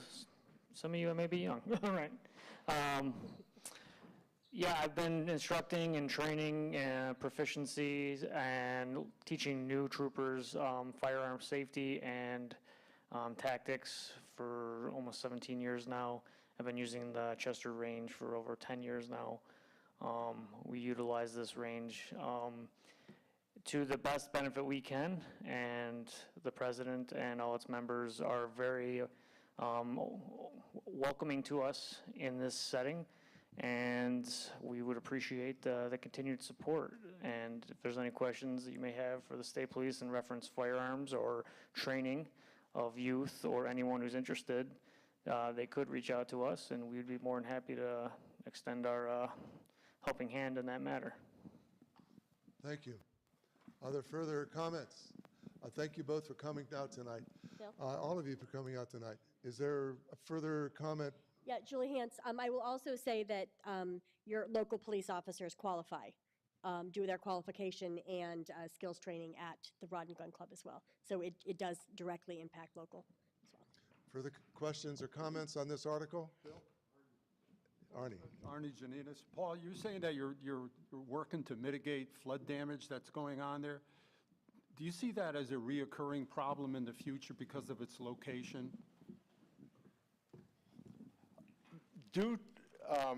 We've had to jump through some hoops with the state on this, and we've had to hire some design engineers to design a reparation project that will, according to their specifications, should withstand future erosion. Thank you. Further questions or comments on this art? Yes? Yes, ma'am.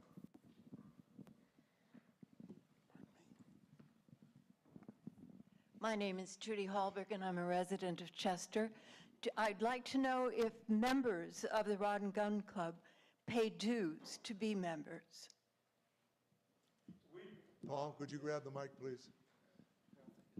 This is recorded in posterity.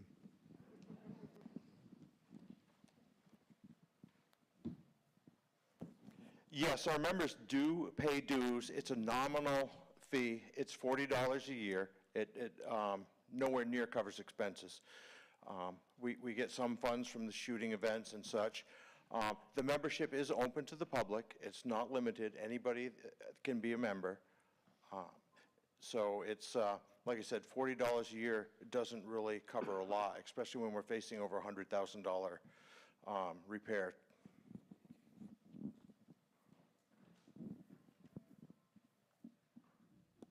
Do the state and local agencies that use your facility for testing and training, do they pay any fees for that?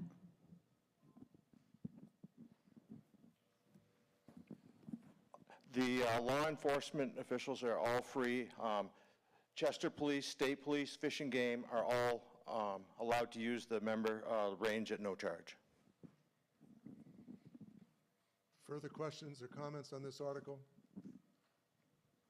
There being none, we will vote.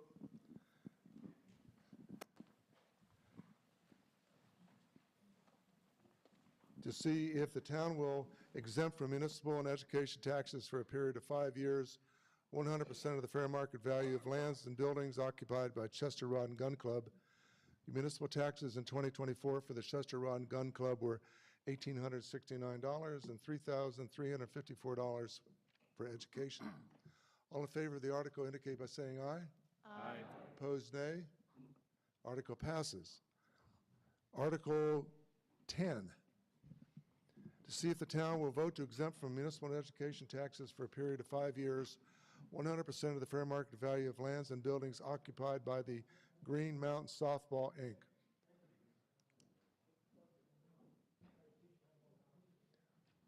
Could you all go outside, please? Thank you. Keep pushing them, Julie.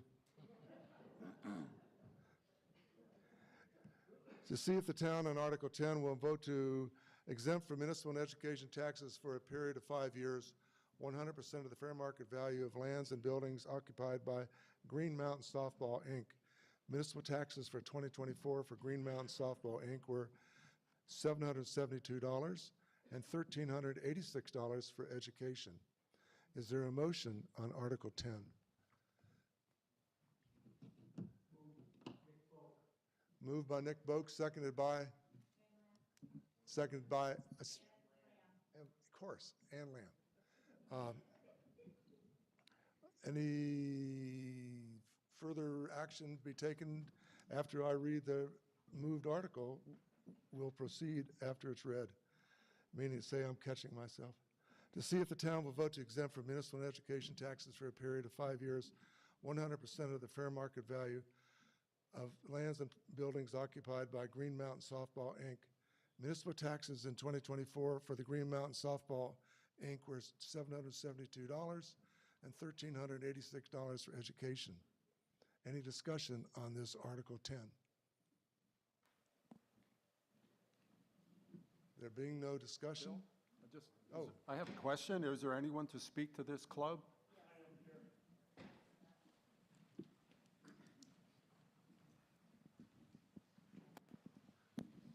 Kurt Blanchard, I'm the president of the Green Mountain Softball League.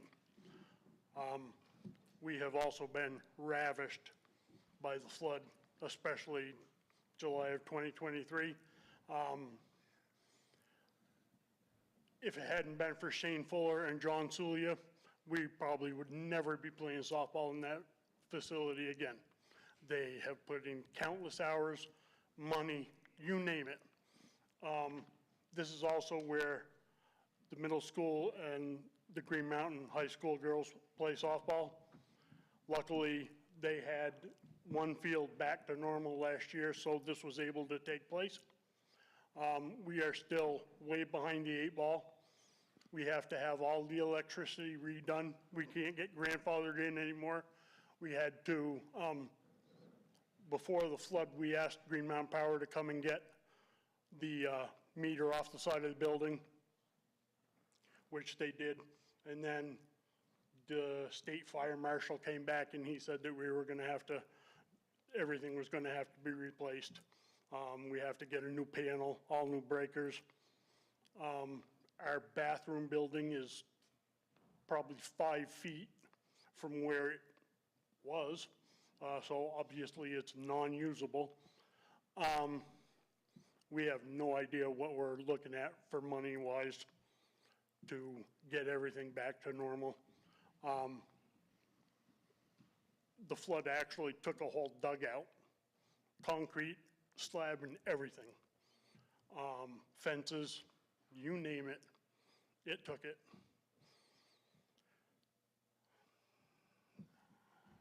Thank you. Any further questions or comments on this article?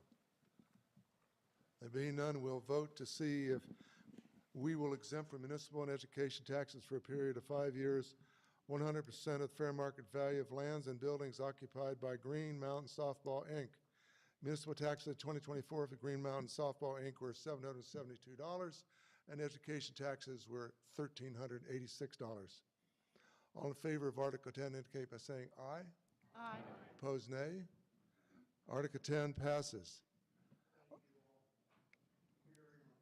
Article 11, shall the town appropriate the sum of $13,807 to help support the home health, maternal and child health and hospice care provided in patients' homes and in community settings by the Visiting Nurse Association and Hospice of Vermont, New Hampshire, in accordance with 24 VSA 2691. Is there a motion on Article 11?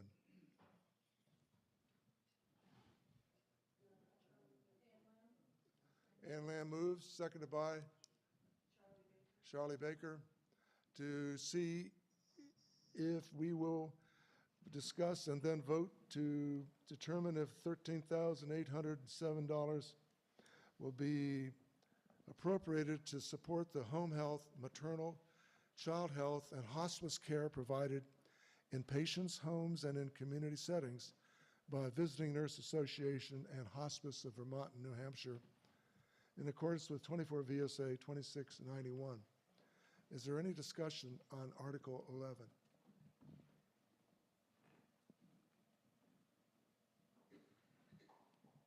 There being no discussion on Article 11, we will then, Madam Pennell, would you like a microphone to continue talking?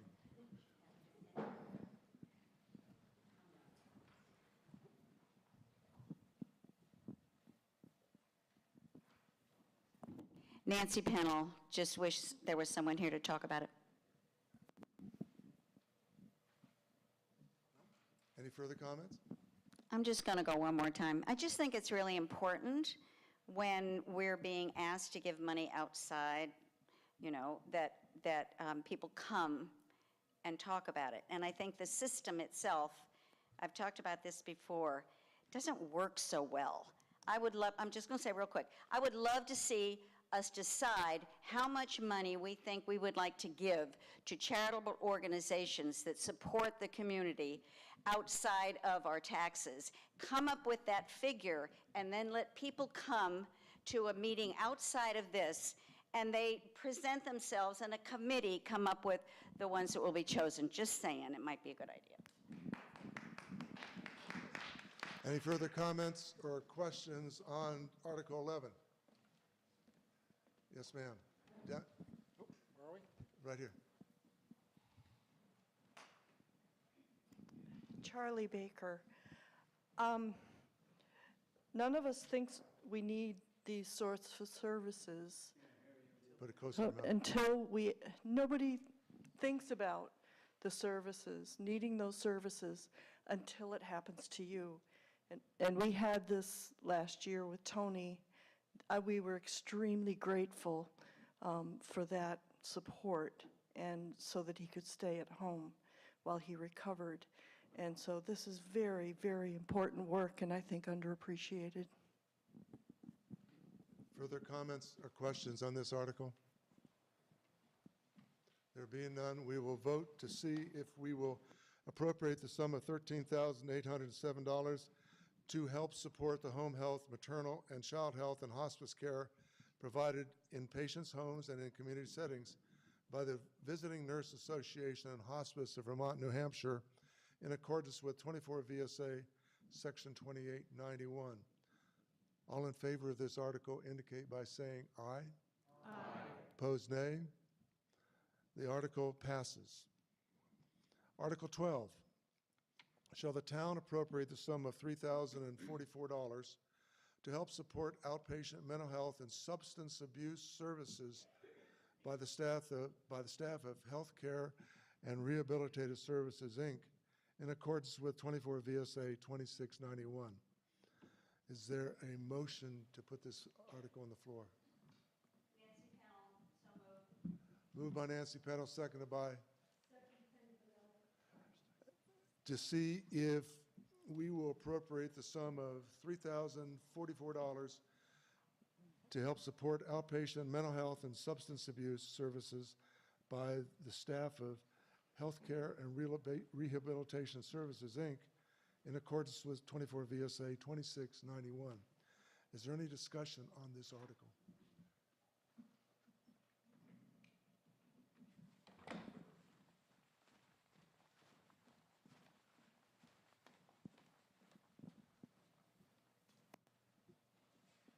Saul Murphy. I just don't know what the company is. Like, do we have any more information about it, or? Can anybody describe Yeah, I don't. who this company is, otherwise known as HCRS?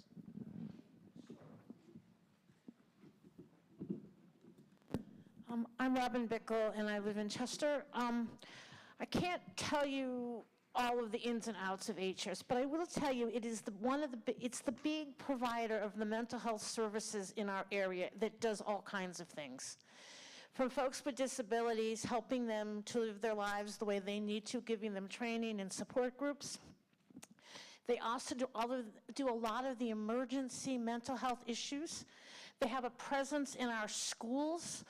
I work in the Springfield Public Schools, and we need our behavioral interventionists from HCRS to help us help kids learn the social skills they need to stay in a classroom and to help the school and the class function in a reasonable manner. But that's only the tip of the iceberg. They do a lot. They also run some of the houses, mental health houses for people in the area. I wish I could be more articulate, but it is, it has a huge presence and a huge footprint in the social services of the region, of which we are a part. Thank you.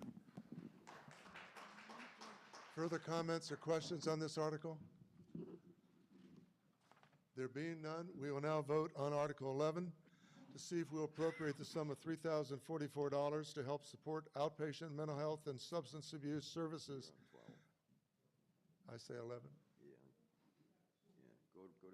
I was wondering if you're going to read it. That's why I did it. You know, Thank you. I'm just trying to keep up. We're on 12.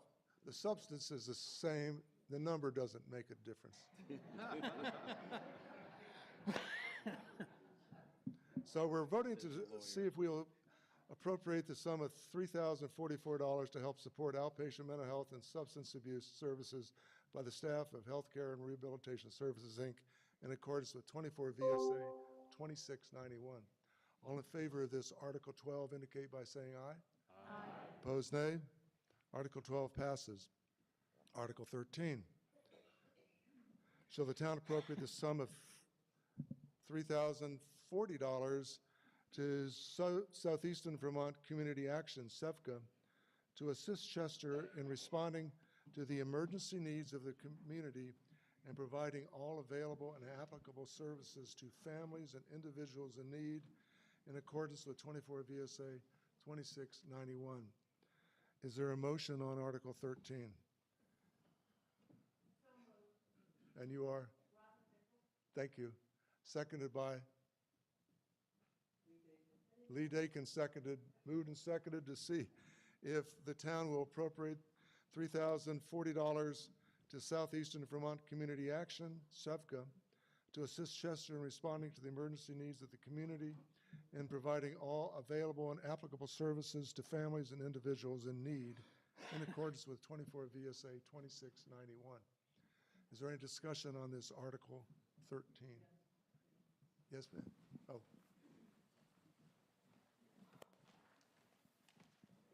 Thank you. My name is Liz Cressy. I'm a Chester resident, and I'm also a board member of SEVCA. And I would like to bring your attention to page 110 in the book. In the last year, we have provided over $174,000 to Chester residents. That would be 82 households. We only work with Windsor and Windham counties, and we provide weatherization, emergency heating, emergency housing, VITA tax services, quite a few other items that you can see on that page that I'm not remembering at the moment. But I also wanted to mention that we are required every 3 years to do a community needs assessment, and this year we are finally able to do a larger one. It's coming out on March 15th, and we would really love to have input from our communities. If you would go to sevca.org, it will be there. I'm hoping it will be posted around town and paper copies available at the library, et cetera. And if you have any questions, I'll do my best to answer them. I've been on the board now only for a couple of years. But SEVCA does great things in our community, and we are mostly funded by the federal government, which, as we know, we're not quite sure what that's going to look like, but we know we're good through 2027. So thank you, and thank you for considering us. Thank you. Further comments or questions on this article? There being no further comments or questions, we'll vote on this Article 13 to see if we'll appropriate $3,040 to Southern Vermont Community Action, SEVCA, to assist Chester in responding to the emergency needs of the community and providing all available and applicable services to families and individuals in need, in accordance with 24 VSA 2691. All in favor of Article 13 indicate by saying aye. Aye. Opposed, nay. Article 13 passes. Article 14, shall the town of Chester appropriate the sum of $900 to the Women's Freedom Center for general budget support to provide services to women and their children who are experiencing emotional, physical, and/or sexual abuse and are residents of the town, in accordance with 24 VSA 2691. Is there a motion on Article 14? Yes, ma'am. Seconded by Nick Boat. Moved and seconded to see if the town will appropriate the sum of $900 to the Women's Freedom Center for general budget support to provide services to women and their children who are experiencing emotional, physical, and/or sexual abuse and are residents of the town, in accordance with 24 VSA 2691. Is there any discussion on Article 14? Yes, sir. Wait for the microphone, and you may remain seated. Philip Atwood. I'm just wondering, where does this entity provide services? Do they have an office? Anybody here tell me any more about it?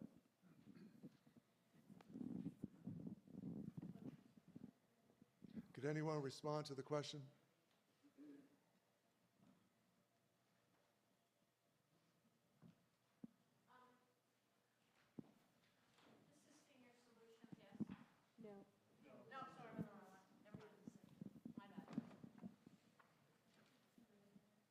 Yes, sir, we have, the microphone is on its way.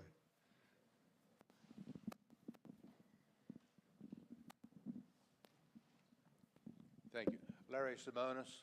I can't speak really much about this, except I know this same group 3 or 4 years ago. This came up, no one knew what to do, and the police chief spoke up and said, we have used them numerous times in the past year. Unfortunately, it looks like Chief Williams is gone now, so I don't know if Julie can share anything, or, but our local police department at that meeting spoke up and said it's a service that is used frequently by the town. The report is on page 105 in the annual report if you want to read it. So you heard that 105, the annual report could provide additional information.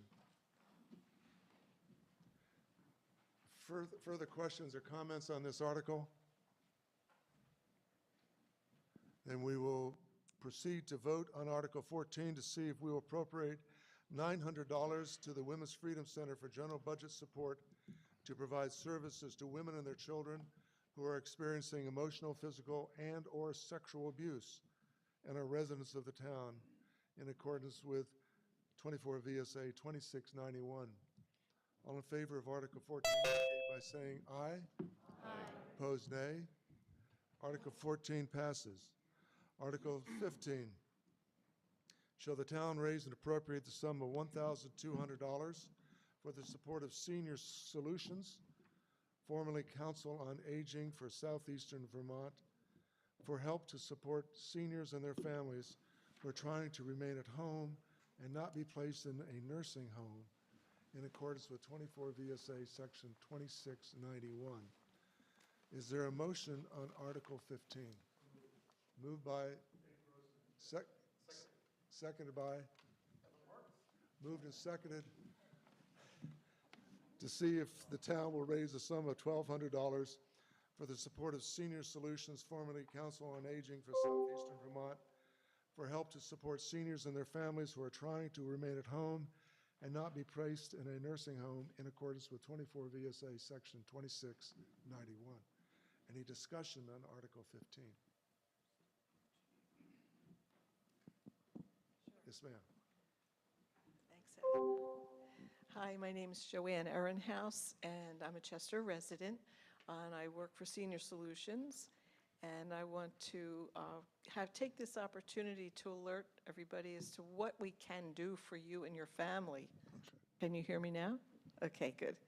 I just want to remind everybody that while we do serve 46 communities in southeastern Vermont, here in Chester, we have served over 300 units of service to people, which includes care coordination with our case managers, providing information on various Medicare, Medicaid issues and obtaining of insurance, helping people who are looking for volunteers to visit them because they are so lonely, they don't know what to do.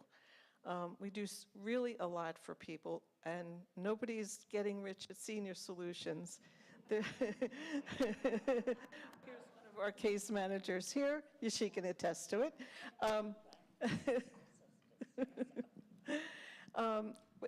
We just feel compelled to continue to serve and help everyone as much as we can. We can't do it all. We don't have enough help to help everybody. However, I want to remind you that we also sponsor and facilitate 4 memory cafes in our service area, one of which is right here in Chester. We operate out of the back of St. Luke's Episcopal Church on the Green, one day a month, that's the other one. You can go to all of them, and there's no charge. But in Chester, we have our Memory Cafe the first Thursday of each month from 11 to 1. It's the best time to do it, not too early. You can get your loved one pretty much out of their pajamas and into sweatpants. And it's early enough so they're not experiencing sundowning syndrome. We serve a terrific lunch, snack, whatever you desire, including gluten-free, and it's free for everybody. You're all invited. This coming Thursday is our Memory Cafe, so come on by. Thank you. Sue Willis, if anyone is interested, we also brought a bunch of our. Did you tell us who you were? Sue Willis, Sue Willis. case manager at Senior Solutions, but there's a bunch of the annual reports out there if anyone is interested to see the kind of dollars that are going through, and it's broke down nicely. Further comments or questions on this article? There being none, we will vote on Article 15 to see if we will appropriate the sum of $1,200 for the support of Senior Solutions, formerly Council on Aging for Southeastern Vermont, for help and support to support seniors and their families who are trying to remain at home and not be placed in a nursing home in accordance with Section 24 VSA Section 2691. All in favor of Article 15 indicate by saying aye. Aye. Opposed, nay. Article 15 passes. Article 16. Shall the town of Chester appropriate the sum of $2,250 for the support of Mover Rockingham to provide transit services to the residents of the town of Chester in accordance with 24 VSA Section 2691. Is there a motion on Article 16? Moved by Ann Lamb, seconded by? Moved and seconded, Judy Hallberg seconded it, is to see if the town will appropriate $2,250 for the support of Mover Rockingham to provide transit services to the residents of the town of Chester in accordance with 24 VSA Section 2691. Is there any discussion on Article 16?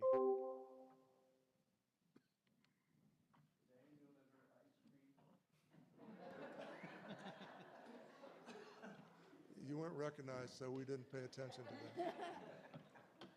Is there any reasonable discussion on this article?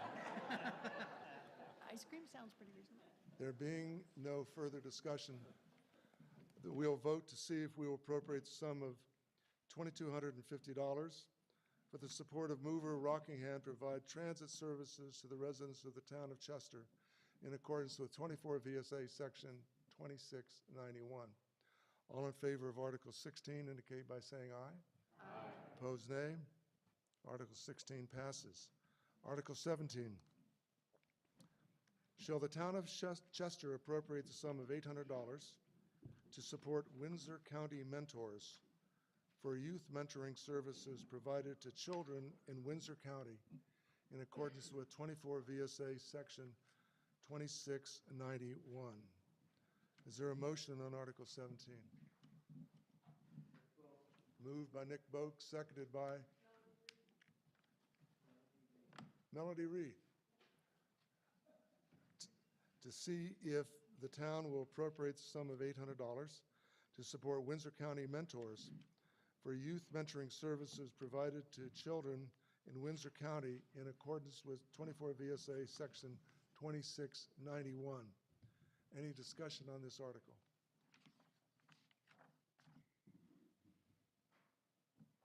There being no discussion, we'll vote to see if we will approve the appropriation of the sum of $800 to support Windsor County Mentors for youth mentoring services provided to children in Windsor County in accordance with 24 VSA 2691. All in favor say aye. Aye. Opposed, nay. Article 17 passes. Article 18. Shall the town of Chester appropriate the sum of $400 to Green Mountain RSVP and Volunteer Center of Windsor County to develop opportunities for people age 55 and older to positively impact the quality of life in the community of Chester through volunteer service in accordance with 24 VSA 2691. Is there a motion on Article 18? By Ann Lamb. Seconded by? Moved and seconded, Article 18, to see if we will appropriate the sum of $400 to Green Mountain RSVP and Volunteer Center of Windsor County to develop opportunities for people aged 55 and older to positively impact the quality of life in the community of Chester through volunteer service in accordance with 24 VSA Section 2691. Is there any discussion on this Article 18?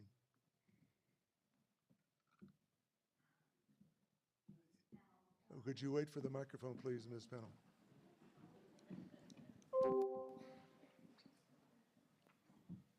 I just don't understand exactly what they do. It sounds a little vague. Is anybody involved with it? Is there anyone here who can respond to the question? Could you bring the microphone to Ms. Reed?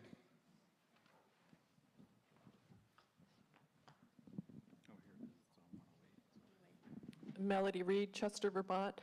My only experience with RSVP was when I was working at Gallery at the Vault in Springfield. They pay for people to come in to get experience in a work environment. And so they're like a volunteer for our organization or an organization, but we don't have to pay for them. The program does. Thank you. Further comments? Yes, ma'am, with the microphone.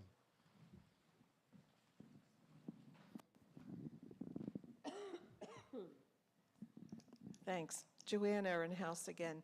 Yeah, Senior Solutions actually gets several volunteers through RSVP. There are a bunch of retired people that want to help everybody. So any nonprofit that needs somebody to do what I used to call a lick and stick, a mailing or something, or you need extra volunteers at the hospital or wherever you need RSVP is very generous and shares them and tracks them, and they're very responsible, and what a great organization. Further comments? Ari Simonis, and I know they are behind and sponsor the Bone Builders. activities that are in all of our communities. They're the ones that support it and put it together. In the back? Nick Boak, like most of this stuff, it's in the back of the book. It's on page 108, and it talks about bone builders and a number of other things. Further comments or questions on this?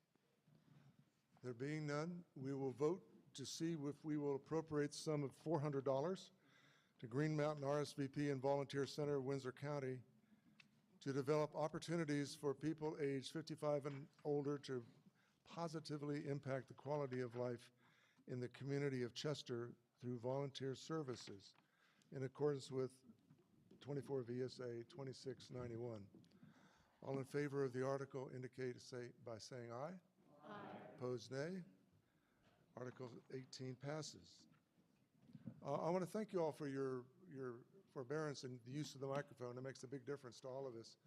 And importantly, Evan Parks has been very helpful walking around and making sure each of you had an opportunity to grasp that. Article 19, shall the town appropriate the sum of $1,800 toward the support of the Community Cares Network of Chester and Andover, Inc., a nonprofit organization which provides services to senior citizens, helping them to stay in their homes longer safely, in accordance with 24 VSA 2691. Is there a motion on Article 19? Who first did that? Mary Adams. Oh, okay, thank you.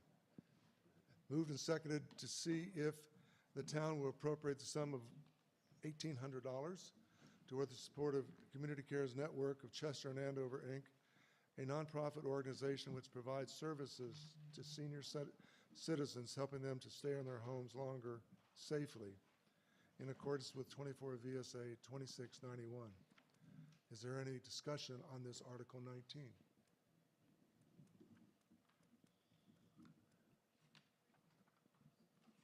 There being no discussion, we'll then vote on Article 19 to see who will appropriate the sum of $1,800 towards the support of the Community Cares Network of Chester and Andover, Inc., a nonprofit organization which provides services to senior citizens, helping them to stay in their homes longer safely, in accordance with 24 VSA 2691. All in favor of Article 19 indicate by saying aye. Aye. Opposed, nay. Article 19 passes. Article 20. Shall the town of Chester appropriate the sum of $4,000 to Meals on Wheels of Greater Springfield, Inc., for continued support and services to the citizens of the town of Chester in accordance with 24 VSA Section 2691. Is there a motion on Article 20? Moved by Melissa, seconded by? Melody Reed. So Article 20 moved and seconded to put on the floor discussion of whether we shall appropriate the sum of $4,000 to Meals on Wheels of Greater Springfield, Inc. for continued support and services to the citizens of the town of Chester in accordance with 24 VSA 2691. Melissa Post, would you like to speak? I'm Melissa Post, a Chester resident and a new board member of Meals on Wheels. Just want to clarify, Greater Springfield includes Chester, Springfield, Weathersfield, Cavendish, Andover, and Baltimore. So I want you to listen. I'm sure you know what Meals on Wheels is, but if you don't, we provide meals 5 days a week, cooked meals, by delivering to people 60 and over who are unable to cook for themselves or live alone. And we deliver them with volunteer drivers 3 times a week. So listen for how you might become involved. Also, you may wonder where the funding goes. It's not exactly what you might think. It supports the infrastructure behind the meals. So we pay for a part-time employee to prepare the meal bags and clean the kitchen. The meals are prepared elsewhere. We pay reimbursement to drivers for gas. We pay an accountant part-time to deal with reimbursements and taxes. We pay for insurance, paper goods, and rent of the church, which is St. Mark's Episcopal Church in Springfield. So town contributions do not fully cover our costs. We also seek donations from individuals, businesses, and service clubs.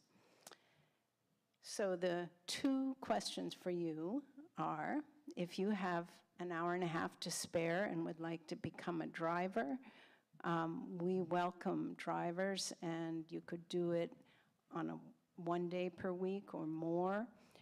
It takes about an hour and a half, and you could even be a substitute driver. So St. Mark's in Springfield is where you would pick up the food.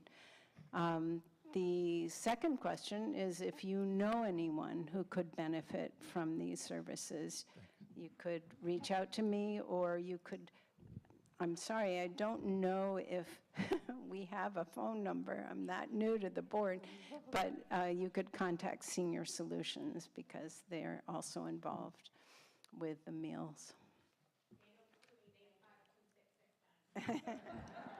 So repeat that number, please. What is it?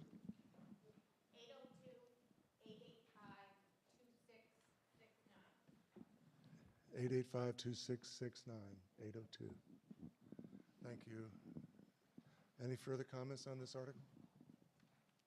There being none, we'll vote on Article, okay, no hands raised. On Article 20, to see if we'll appropriate the sum of $4,000 to Meals on Wheels of Greater Springfield, Inc., for continued support and services to the citizens of the town of Chester in accordance with 24 VSA 2691. All in favor of Article 20 indicate by saying aye. Aye. Opposed, nay. Article 20 passes. Article 21. Shall the town appropriate the sum of $5,570 to Neighborhood Connections, Inc. and Mountain Town Connector to cover the cost of providing services in Chester in accordance with 24 VSA 26, Section 2691. Is there a motion on Article 21? Moved by, seconded by, moved and seconded to see if.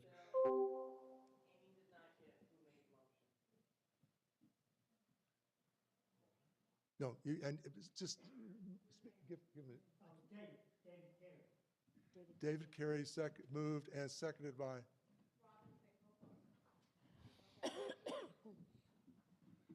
To see, as it has been moved, if the town will appropriate the sum of $5,570 to Neighborhood Connections, Inc. and Mountain Town Connector to cover the cost of providing services in Chester in accordance with 24 VSA Section 2691. Moved and seconded. Is there any discussion on this Article 21? Yes, sir.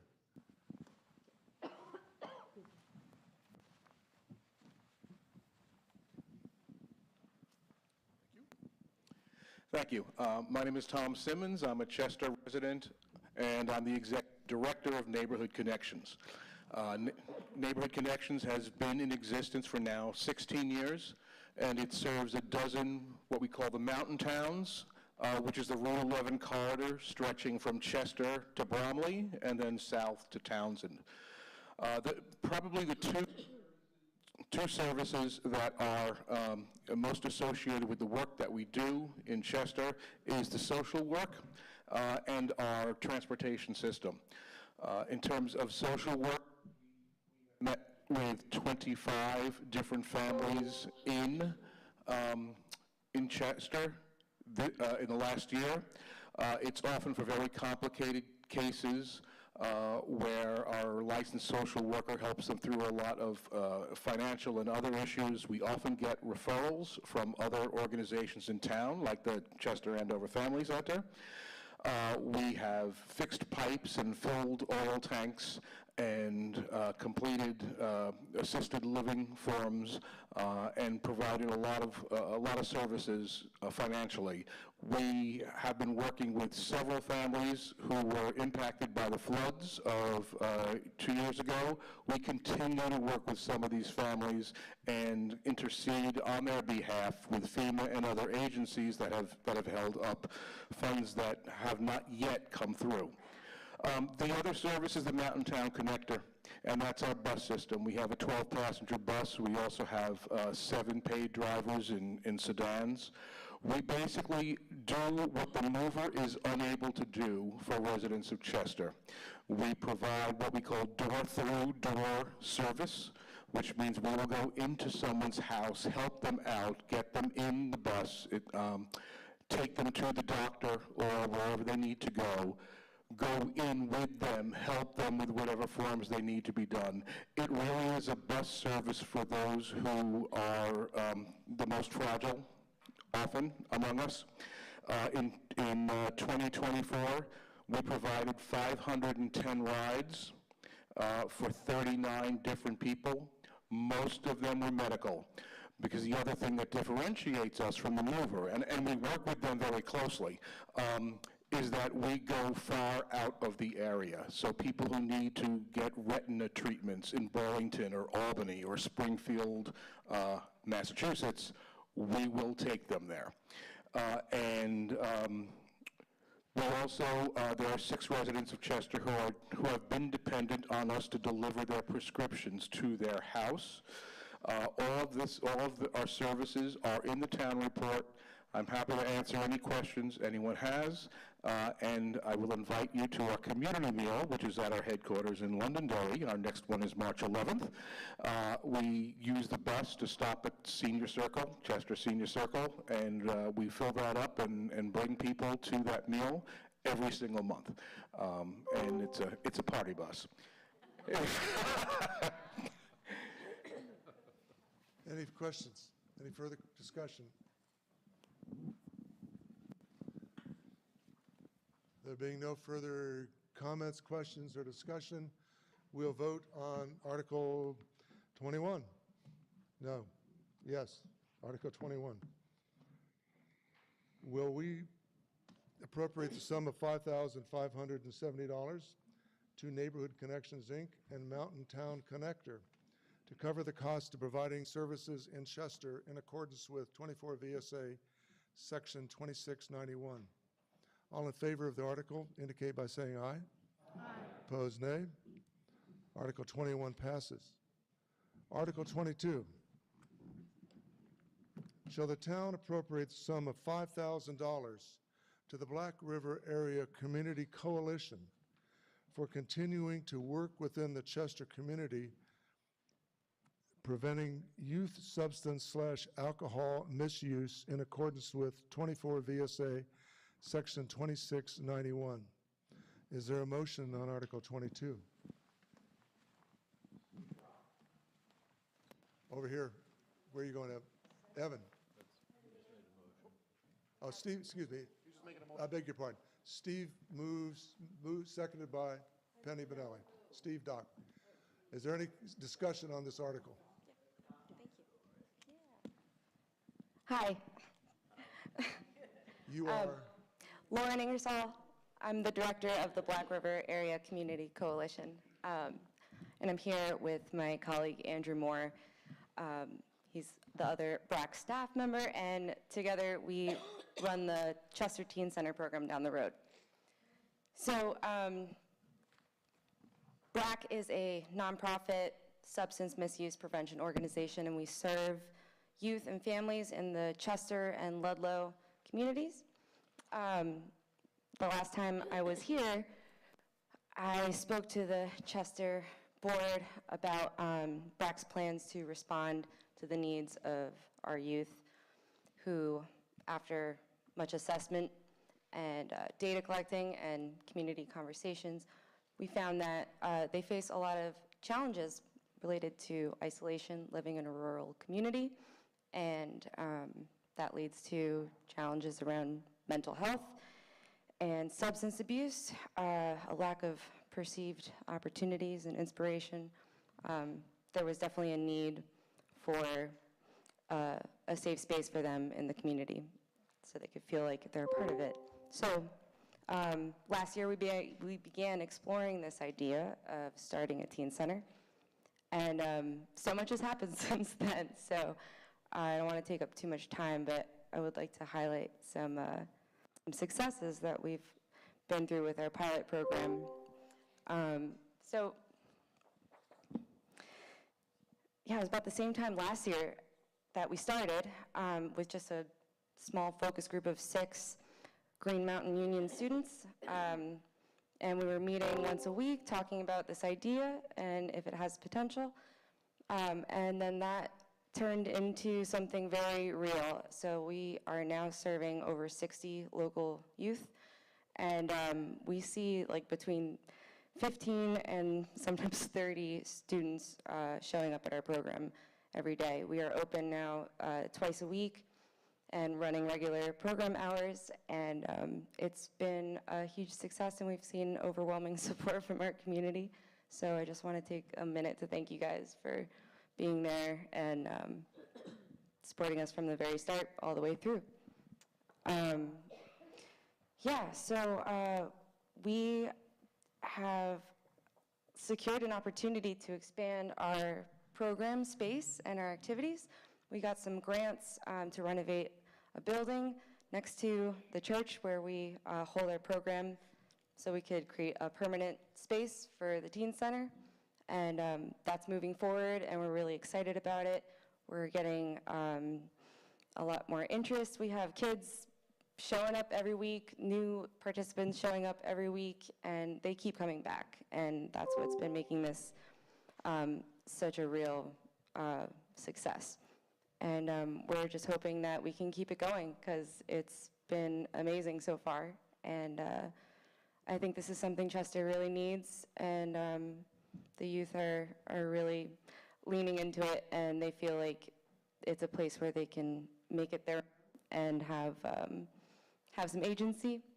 They can connect with each other, learn new things, be creative, have fun, decompress, and we're hoping going forward that we can bring in a lot more things into our program, connecting outside organizations in with more support and resources. We're going to do like specific creative workshop classes and educational classes, tutoring. We hope to expand our hours. We hope to hire more staff and serve more youth. So, yeah. Thank you. Thank you, Lauren. Thank you. Further comments or questions about this article? There being none, we'll vote on Article 22 to see if we will appropriate sum of $5,000 to Black River Area Community Coalition for continuing to work within the Chester community preventing youth substance/alcohol misuse in accordance with 24 VSA 2691. All in favor say aye. Aye. Opposed, nay. Article 22 passes. We have the final point here, and that is any other business. So if there is any other business that one wants to present that does not involve any matter or issue that was discussed in previous articles or doesn't provide or require any binding agreements, this is an opportunity for one to present such a point of discussion. Is there any? Yes, sir, you are.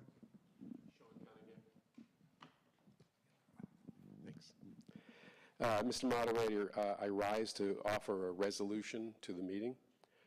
Living in the North can sometimes be tough, but in those times we often find our neighbors looking out for us, and in turn we do the same for them.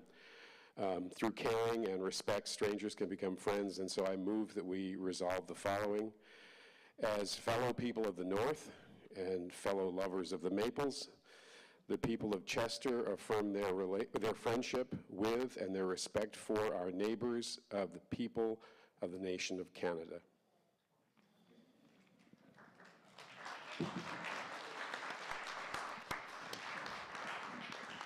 So there is a motion from Mr. Cunningham to this body to adopt a resolution.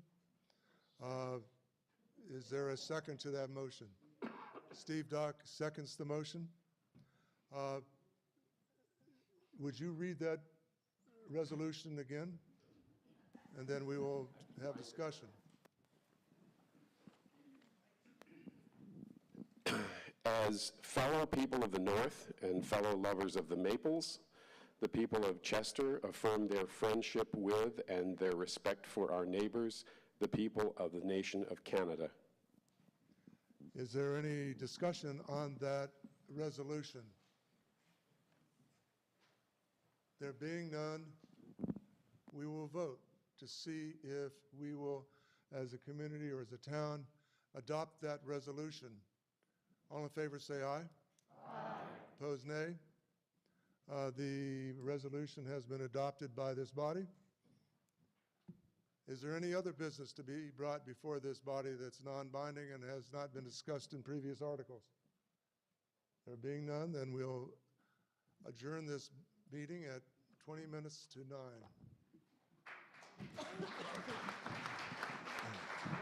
Recording stopped.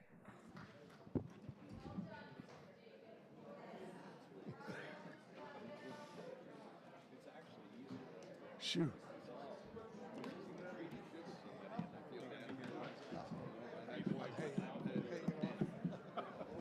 Thanks, Steve. It depends. Well, I had to get up a couple times because I'm like, I gotta move my chest. How many more years you got? Thank you. We appreciate that, Daryl. There's a point of conversation about that. Who's the next one to follow the issue? I appreciate it. Tell Kathy Joe hi.